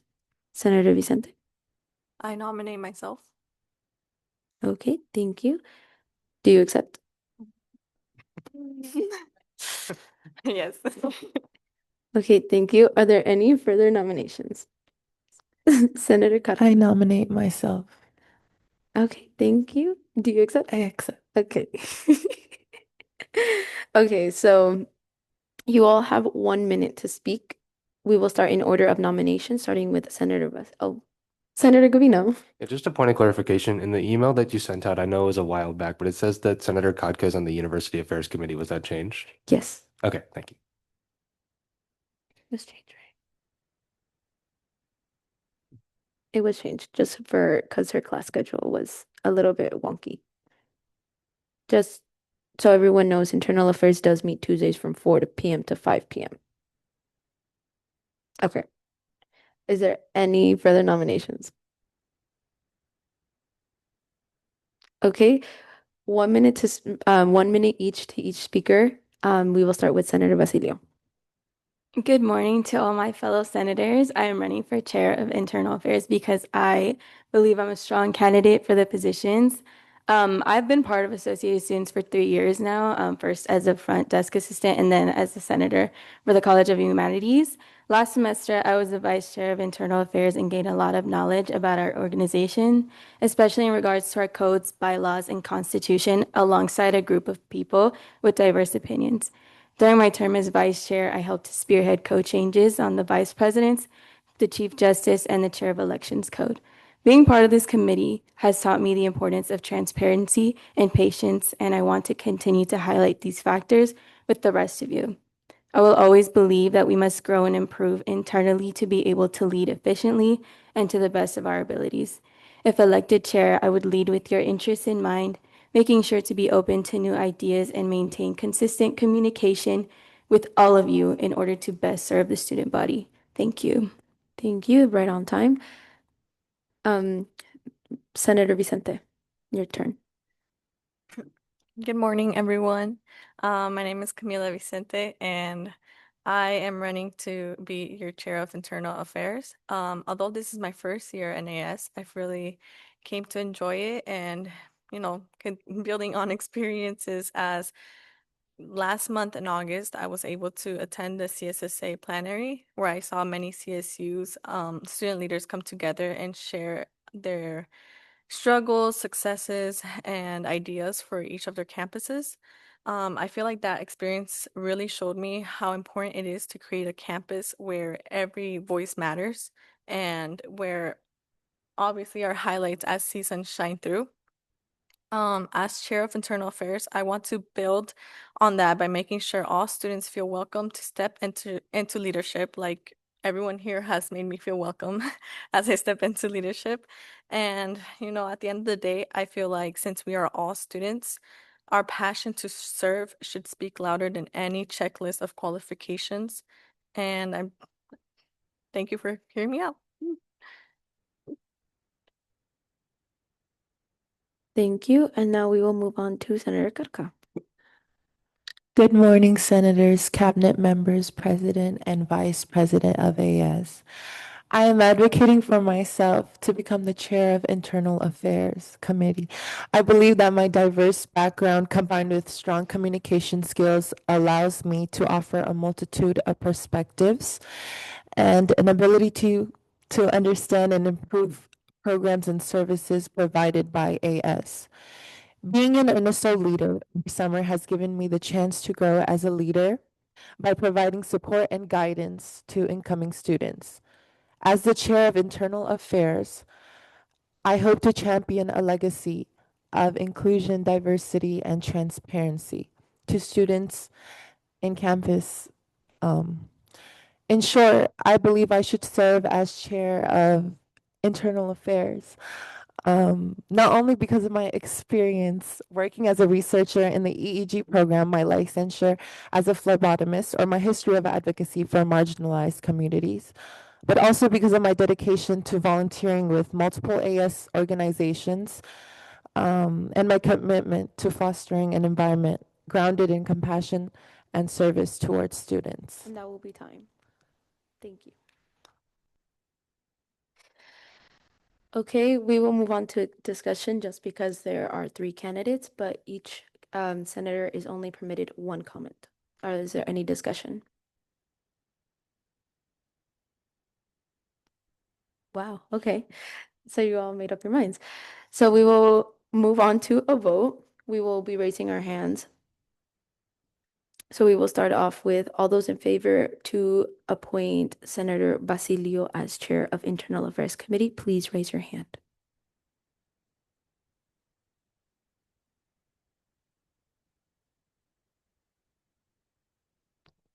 Thank you. You can put your hands down. All those in favor of appointing Senator Vicente as chair of Internal Affairs Committee, please raise your hand.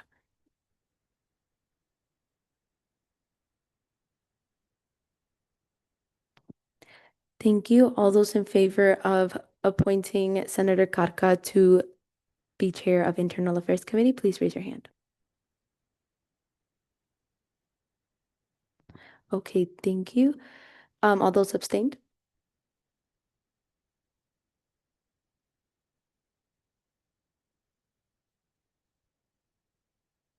Oh, thank you. You can put your hands down. So by the vote, it will be Senator Basilio who will be chairing our Internal Affairs Committee. Okay, moving on to the University Affairs Committee to approve a chair. Are there any nominations? Senator Diaz. I'd like to nominate Eddie Umani for the chair of University Affairs. Thank you. Do you accept, Senator Umana? I accept. Thank you. Is there any further nominations? Senator Gavino. I'd like to nominate Senator Quiroga. Thank you. Senator Quiroga, would you accept? No. Okay, thank you. Is there any further nominations? Senator Umana. I nominate myself. So you're already nominated, so there's no need to nominate yourself again. Is there any further nominations?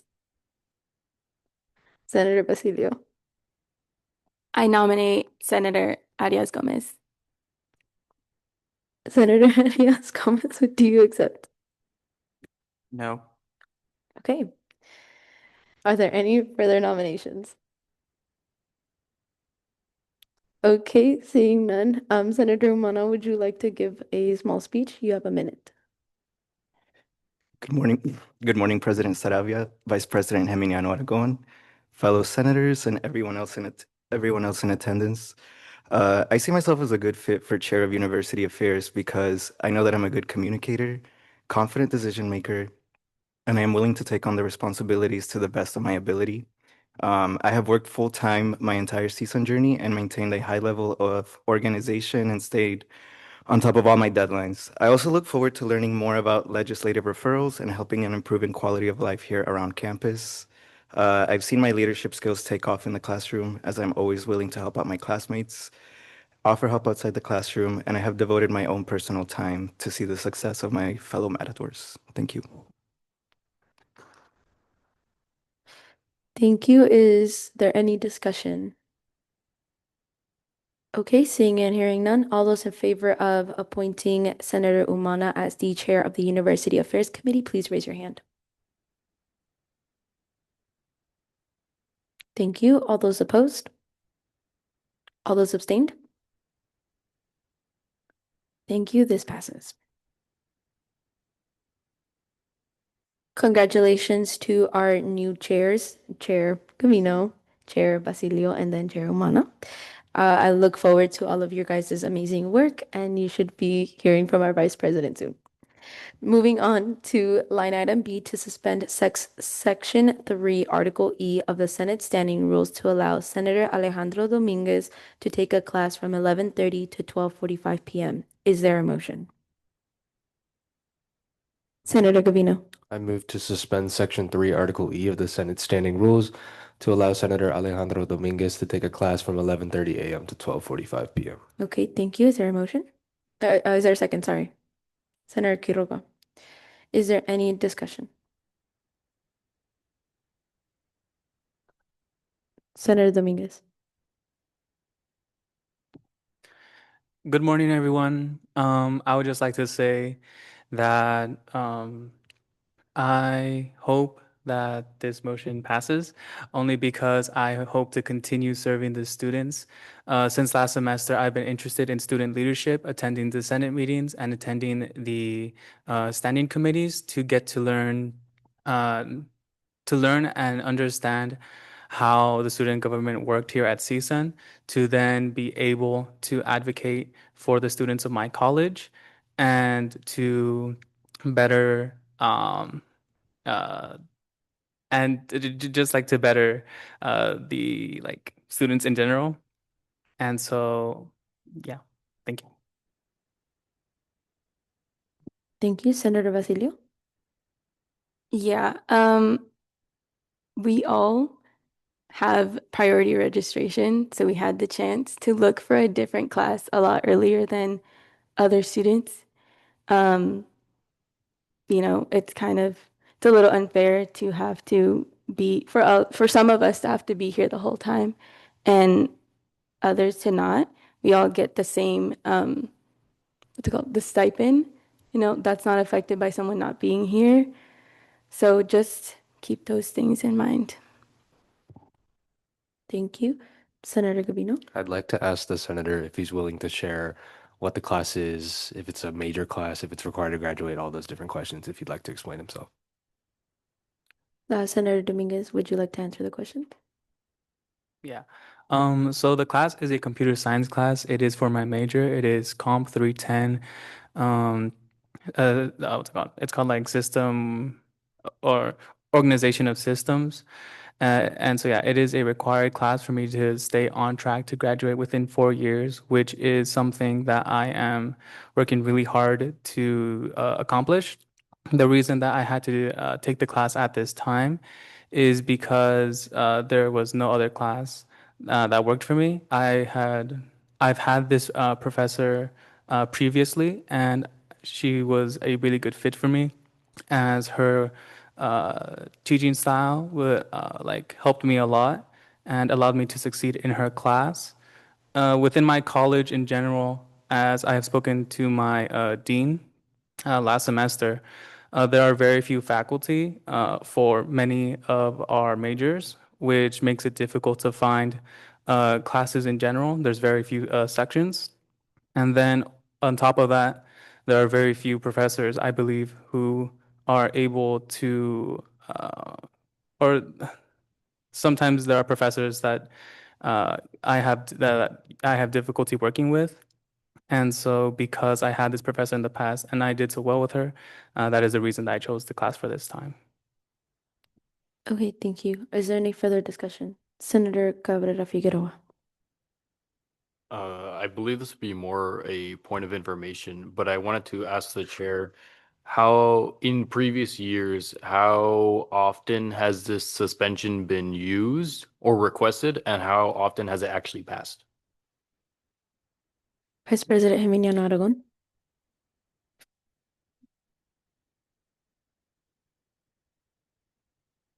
So last year, we did not have this suspension during the fall semester, but we had it at least 3 times, was it? For the spring semester. It was originally 4. One of those senators had a class between 10 to 11, and they decided to resign to vacate their seats by themselves. The other one was granted their suspension of the rules, as well as the others who had a class at 11:30 also were granted the rule. Yes. However, this is a decision completely based on what the board thinks and what the board wants to decide. This is not a decision that Vice President Geminiano Aragon or myself am making. This is completely up to you guys. But it has happened a few times before, and just last spring it was 3 times. Is there any further discussion? Oh, Vice President Geminiano Aragon. Yes, so as I did with elections for chair, I will also be abstaining from all of the suspension of the rules. And then I would like to ask you all if there are any questions with your vote, as in, is it clear what a yes means, what a no means, and what an abstaining means? Yes? Does everyone feel confident with how they're voting, or would you like a little bit more time for discussion? Senator Contreras. Will the senator be able to make up the hours he lost at the meeting? No. Is there any further discussion? Senator Gavino. Yeah, it's a point that hasn't been brought up, but I'm sure you all are thinking of it, so I'm just going to talk about it anyways. So obviously the senators that are up today, and I'll kind of keep it on Senator Dominguez, but all have classes at different times. I would like to just recommend, of course, you don't have to do this, but I would just recommend to any senator that's voting, you either vote all one way or all the other way, because if you're looking at the times and you're saying, oh, this senator might miss more of Senate than another senator because he has more class or whatever, I don't think that's like a metric that you can look at because our Senate meetings are just from 9 to 12. They're expected to be from 9 to 12 no matter what. So a suspension of the rules is a suspension of the rules. Sorry if that was confusing, but that's just something I thought of while looking at it now. Thank you. Yes, just for clarification, the suspension of the rule does include tardiness. So that means that the senator would not be counted for tardiness or absences as a reason to have them vacate their seat. But is there any further discussion? Senator Basilio. Also, just look at who is here and who is not, and they're asking for a suspension. Just please keep a lot of these things in mind. Senator Gavino. I would actually say don't do that. You don't know if that senator is not here because of an excused absence or. Point of order, let's just go back to the original motion. Remember, everyone has their own vote, and we do not want to influence other people's vote. Thank you. Agreed. Okay, is there any further discussion? Okay, seeing and hearing none, we will move on to the vote. All those in favor of suspending Section 3, Article E, to allow Senator Alejandro Dominguez to take a class from 11:30 a.m. to 12:45 p.m., please raise your hand.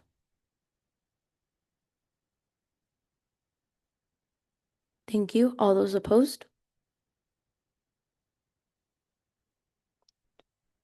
All those abstained?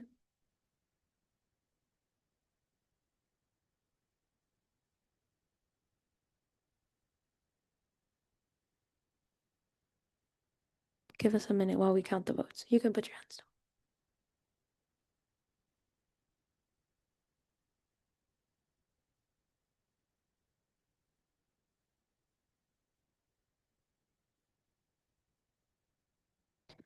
So just something that I should have clarified earlier, we need 2/3 of the entire board to approve the suspension.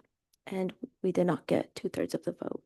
Senator Gabino. I would recommend whoever voted in the prevailing side to do a motion to reconsider now knowing that information, please.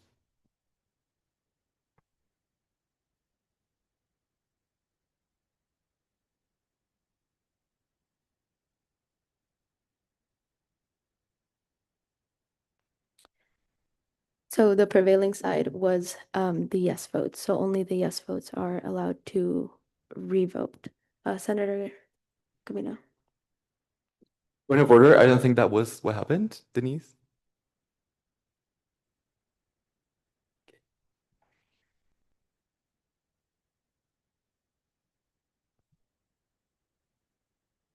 Can you state the vote count, please? Yes. 8 in favor, 5 not in favor, and 2 abstained. Senator Gabino. But if the result of the vote, because you needed 2/3, was no, then the prevailing side would be no, because that's the action. Yes, that is correct. So only the no votes can ask for a recount. Senator Cabrera Figueroa. I move to reconsider this vote. Okay, thank you. Is there a second? Senator Gavino. We will move on to redo the vote. Vice President Jimena Aragon. Please, as this is a revote, do not feel pressured to change your vote. Your vote matters, and the way you think matters too. So just keep that in mind. This is not a revoting does not mean you have to change your vote. Point of order. So there was a motion made to reconsider. Did you guys vote on that? We're about to. Oh, okay. I thought you were voting on the other thing. Okay, thank Okay, you. Thank all you. those in favor of reconsidering the vote, please raise your hand.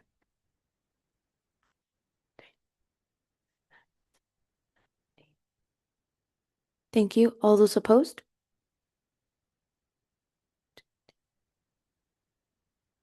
Thank you. All those abstained?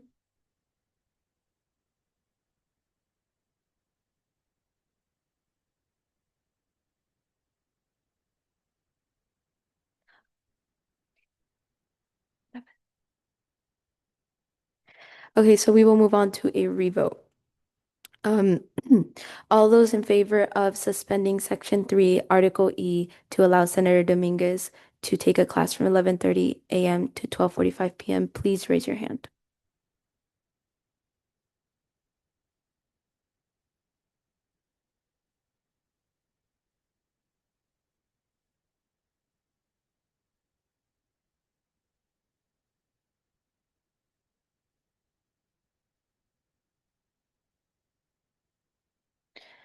Thank you. All those opposed?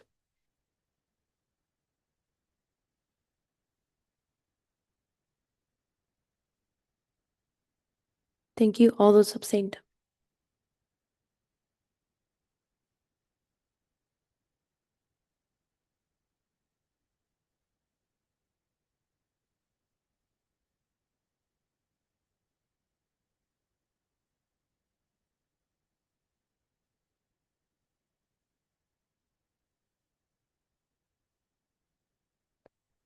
This this line item fails because we did not reach the 2/3. Due to time constraint, we will have to move past this item. Moving on to line item C to suspend Section 3, Article E of the Standing Rules to allow Senator Dowd to take a class from 8:30 a.m. to 9:45 a.m. Please, is there a motion? Senator Gavino. I move to suspend Section 3, Article E of the Senate Standing Rules to allow Senator Sandra Dawood to take a class from 8:30 a.m. to 9:45 a.m. Thank you. Is there a second? Senator Cunanan. Is there any discussion? Senator Dowd. Hello, good morning, everyone. If you guys don't already know me, I am Sandra Dawood. I'm the senator for the College of Science and Math. And as a STEM student, I am currently enrolled in Organic Chemistry Part 2, which is Organic Chemistry 334. This is an important class for me. It's one of my core classes. I did already take Organic Chemistry Part 1 with the same professor. I took that last semester. Um, so this is a professor that I am very well known to, and he knows me very well. I have been attending office hours a lot recently, even though it is the beginning of the semester. I have attended office hours last semester as well. I already discussed with him that I do have this Senate meetings on Mondays from 9 to 12, and he has given me permission to leave the class early as I did today. So today I went to class from 8:30 to 9, and then I came here right away. I understand that some of you guys might believe that that is not fair, or we did have time to pick our classes from beforehand because we did get priority registration, but he does only teach the class from 8:30 to 9:45. And when he gave me that permission, he told me that I still have to attend office hours and go to tutoring. I already have made a study group in that class, so I hope that I would be given permission to stay in the class because I did get all of these things approved with my professor, and I discussed already that I will be attending the Senate meetings the full time. Thank you. Okay, thank you. Is there any discussion on this line item? Senator Cabrera Figueroa. Me personally, on this line item, this is not to influence others. This is just to like say it out there. This is not to suggest you align with me on my vote. I'm personally voting no on this. However, I will acknowledge that organic chemistry is widely recognized as one of the most difficult classes, specifically of chemistry, but also for almost any biological major. I'm planning to continue for a biotechnology bachelor's. I've met several people who have taken organic. I've taken part of one and I was not able to complete that. So that is an extremely difficult class. The class availabilities are usually extremely limited. And most schools typically only have one or two teachers available for the subject anyway. I just would like everyone to keep that in mind. Thank you. Is there any further discussion? Senator Vicente, please limit your comments to 1 minute, please. I have a question. She said you would be able to attend the meetings like the entire time, or I didn't catch the last part. My bad. Senator Dowd? Yeah, I would be able to attend the meetings the whole time because, as I said, I discussed this with my professor and he's allowing me to leave early. Okay, thank you. Thank you. Is there any further discussion? Okay, seeing and hearing none, we will move on to a vote. Just a reminder, we need 2/3 of the vote in order to suspend this line item. So all those in favor of suspending Section 3, Article E of the Senate Standing Rules to allow Senator Dawood to take a class from 8:30 a.m. to 9:45 a.m., please raise your hand.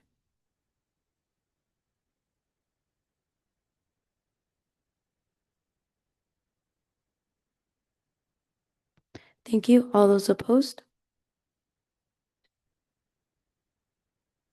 Thank you. All those abstained?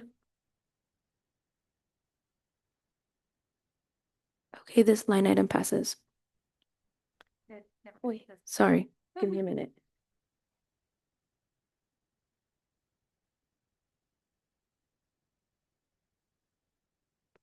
So unfortunately, this line item does not pass because we only had 11 in the approval side and we need 2/3, which is 13.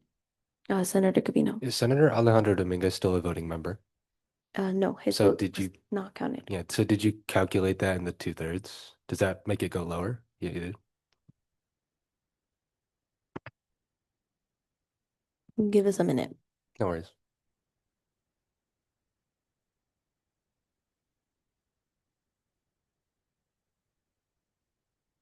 It still doesn't reach the prevailing. So we will move on to new business as these two items have been, yes, Senator Dowd. Was I able to vote for myself? We recommend that you don't, but you have full authority on what you want to vote for.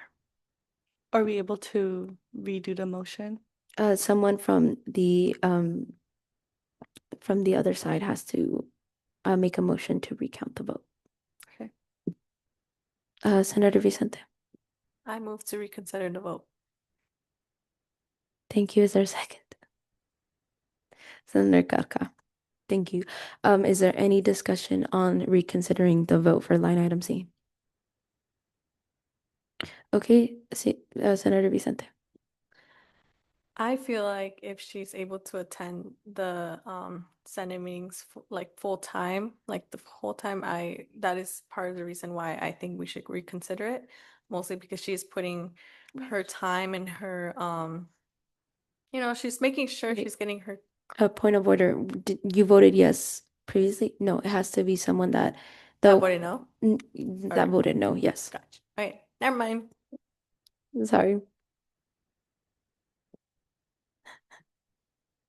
This is my first time doing this, guys. I'm so sorry. Senator Umana. I will just make a point that during senator interviews, we turned away several candidates due to lack of their availability. Okay, if there is no motion to reconsider this vote, just because the motion that was already put on the table cannot be considered, we will move past this motion. Move past unfinished business. I'm so sorry. Moving on to new business to suspend Section 3, Article E of the Senate Standing Rules to allow Senator Hernandez to take a class from 10 a.m. to 11:15 a.m. Is there a motion? Vice President, oh my gosh, Senator Gavino, sorry. Thank you. No. I move to suspend Section 3, Article E of the Senate Standing Rules to allow Senator Crystal Hernandez to take a class from 10 a.m. to 11:15 a.m. Thank you. Is there a second? Senator Diaz Gomez, is there any discussion? Vice President Geminiano Aragon. I move to amend. No. I move to table indefinitely the motion to suspend Section 3, Article E of the Senate Standing Rules to allow Senator Crystal Hernandez to take a class from 10 a.m. to 11:15 a.m. Thank you. Is there a second? Senator Basilio, just a clarifying point, because Senator Hernandez has reached the maximum absences, both excused and unexcused, she has officially vacated her seat, which is why we are tabling this indefinitely. Senator Gabino. This is an amendment to the motion to table it indefinitely, correct? Okay. Is there any discussion on the amendment to the motion? Okay, seeing and hearing none. All those in favor of tabling line item A to suspend Section 3, Article E of the Senate Standing Rules to allow Senator Hernandez to take a class from 11 a.m. from 10 a.m. to 11:15 a.m., please raise your hand.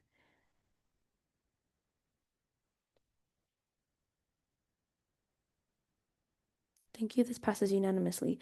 Moving on to line item B Point to of order. You have to move back to the motion as amended, correct? Yeah. sorry, thank you. We will move back to the original motion. Wait.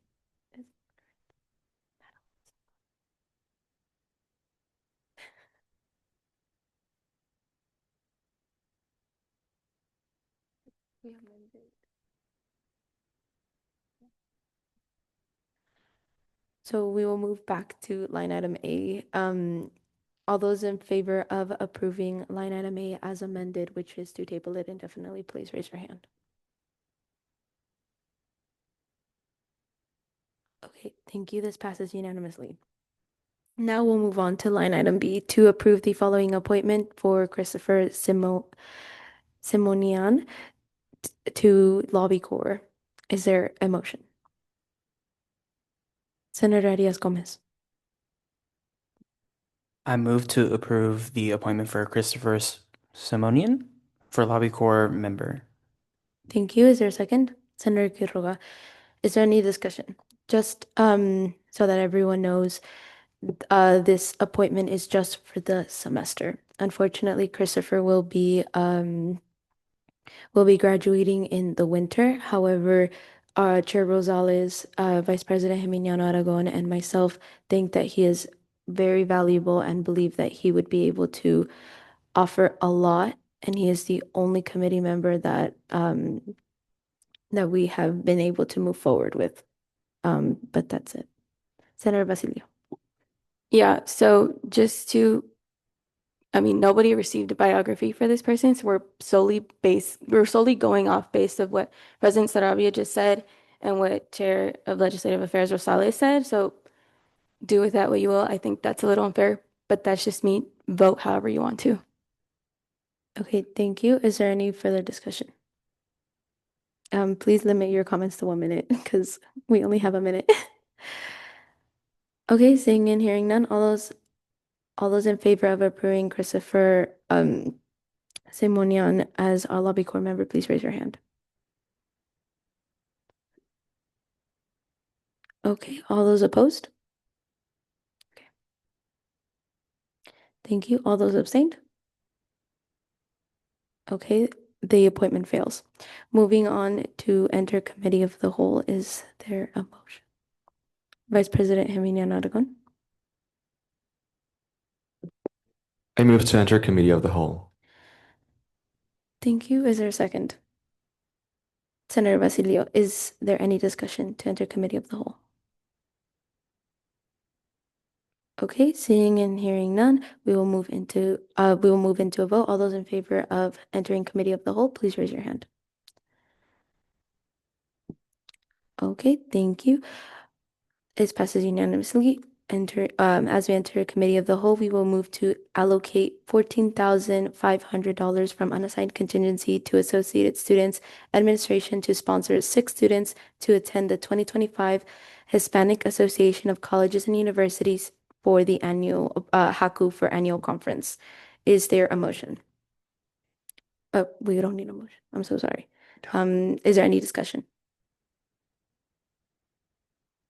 Vice President Geminiano Aragon. Yes, so this is something that we're bringing back this year. Last year, AS sponsored 4 students. This year, we're looking to sponsoring 6 students, and we're going to be opening the opportunity to all departments, so not just leadership. The process to approve or to get the students is through nominations. So the managers will be contacted and they will provide their nominations, and then afterwards, Vicky, our executive director, will be reviewing them, and then we will come up to the decision. So the total is 14,500. However, if you look into the financial breakdown, the cost is 2,425 per student.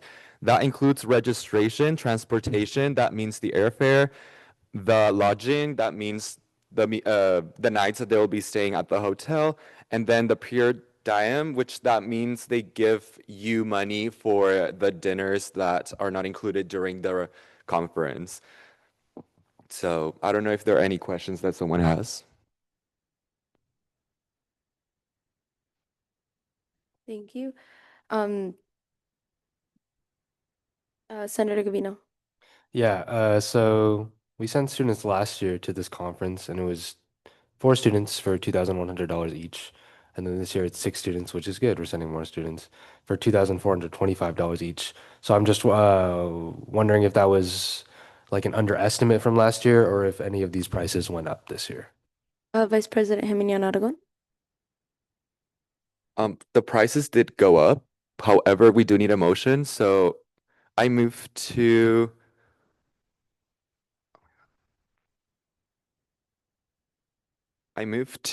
allocate $14,500 from unassigned contingency to Associated Students Administration to sponsor 6 students to attend the 2025 Hispanic Association of Colleges and Universities HACU annual conference. Thank you. Is there a second? Senator Basilio. Moving back to discussion. Are there any further questions? Senator Gavino. Of those categories, registration, transportation, lodging, and per diem, what specifically went up? Do you know?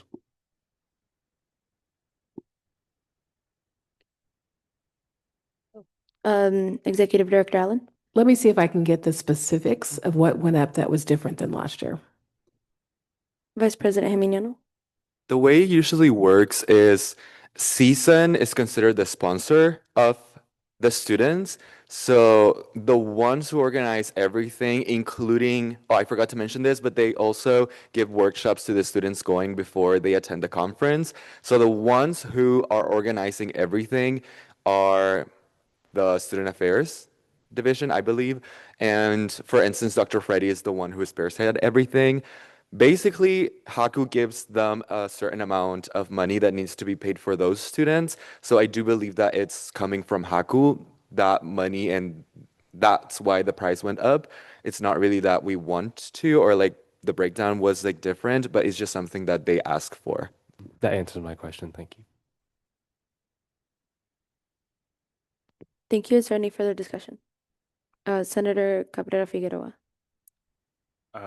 Yeah, just a question for a bit more clarity.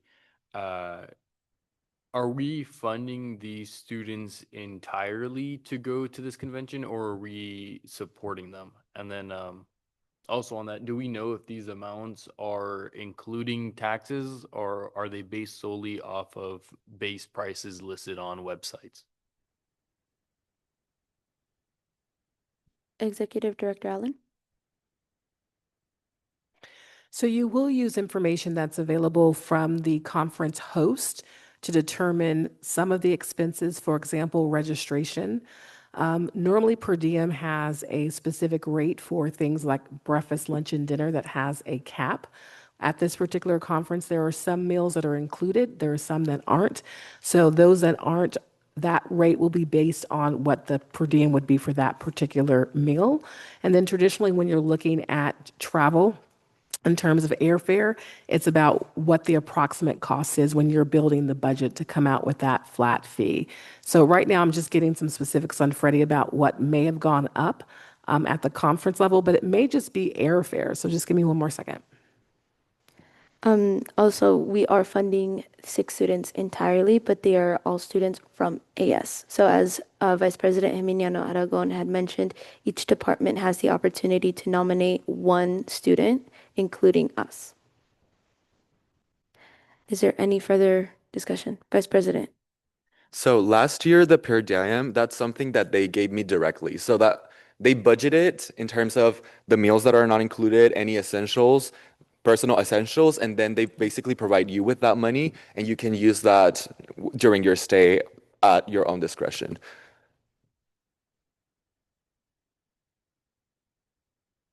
Thank you. Is there any further discussion? Executive Director Allen. Yeah, so Freddie has gotten back to me. So the conference cost has not gone up at the conference side, but what has gone up is the transportation cost associated with that, and then the per diem rate. Okay, thank you. Is there any further discussion? Okay, seeing and hearing none, all those in favor of allocating $14,500 from unassigned contingency to Associated Students Administration to sponsor 6 students to attend the 2025 Hispanic Association of Colleges and Universities Annual Conference, please raise your hand.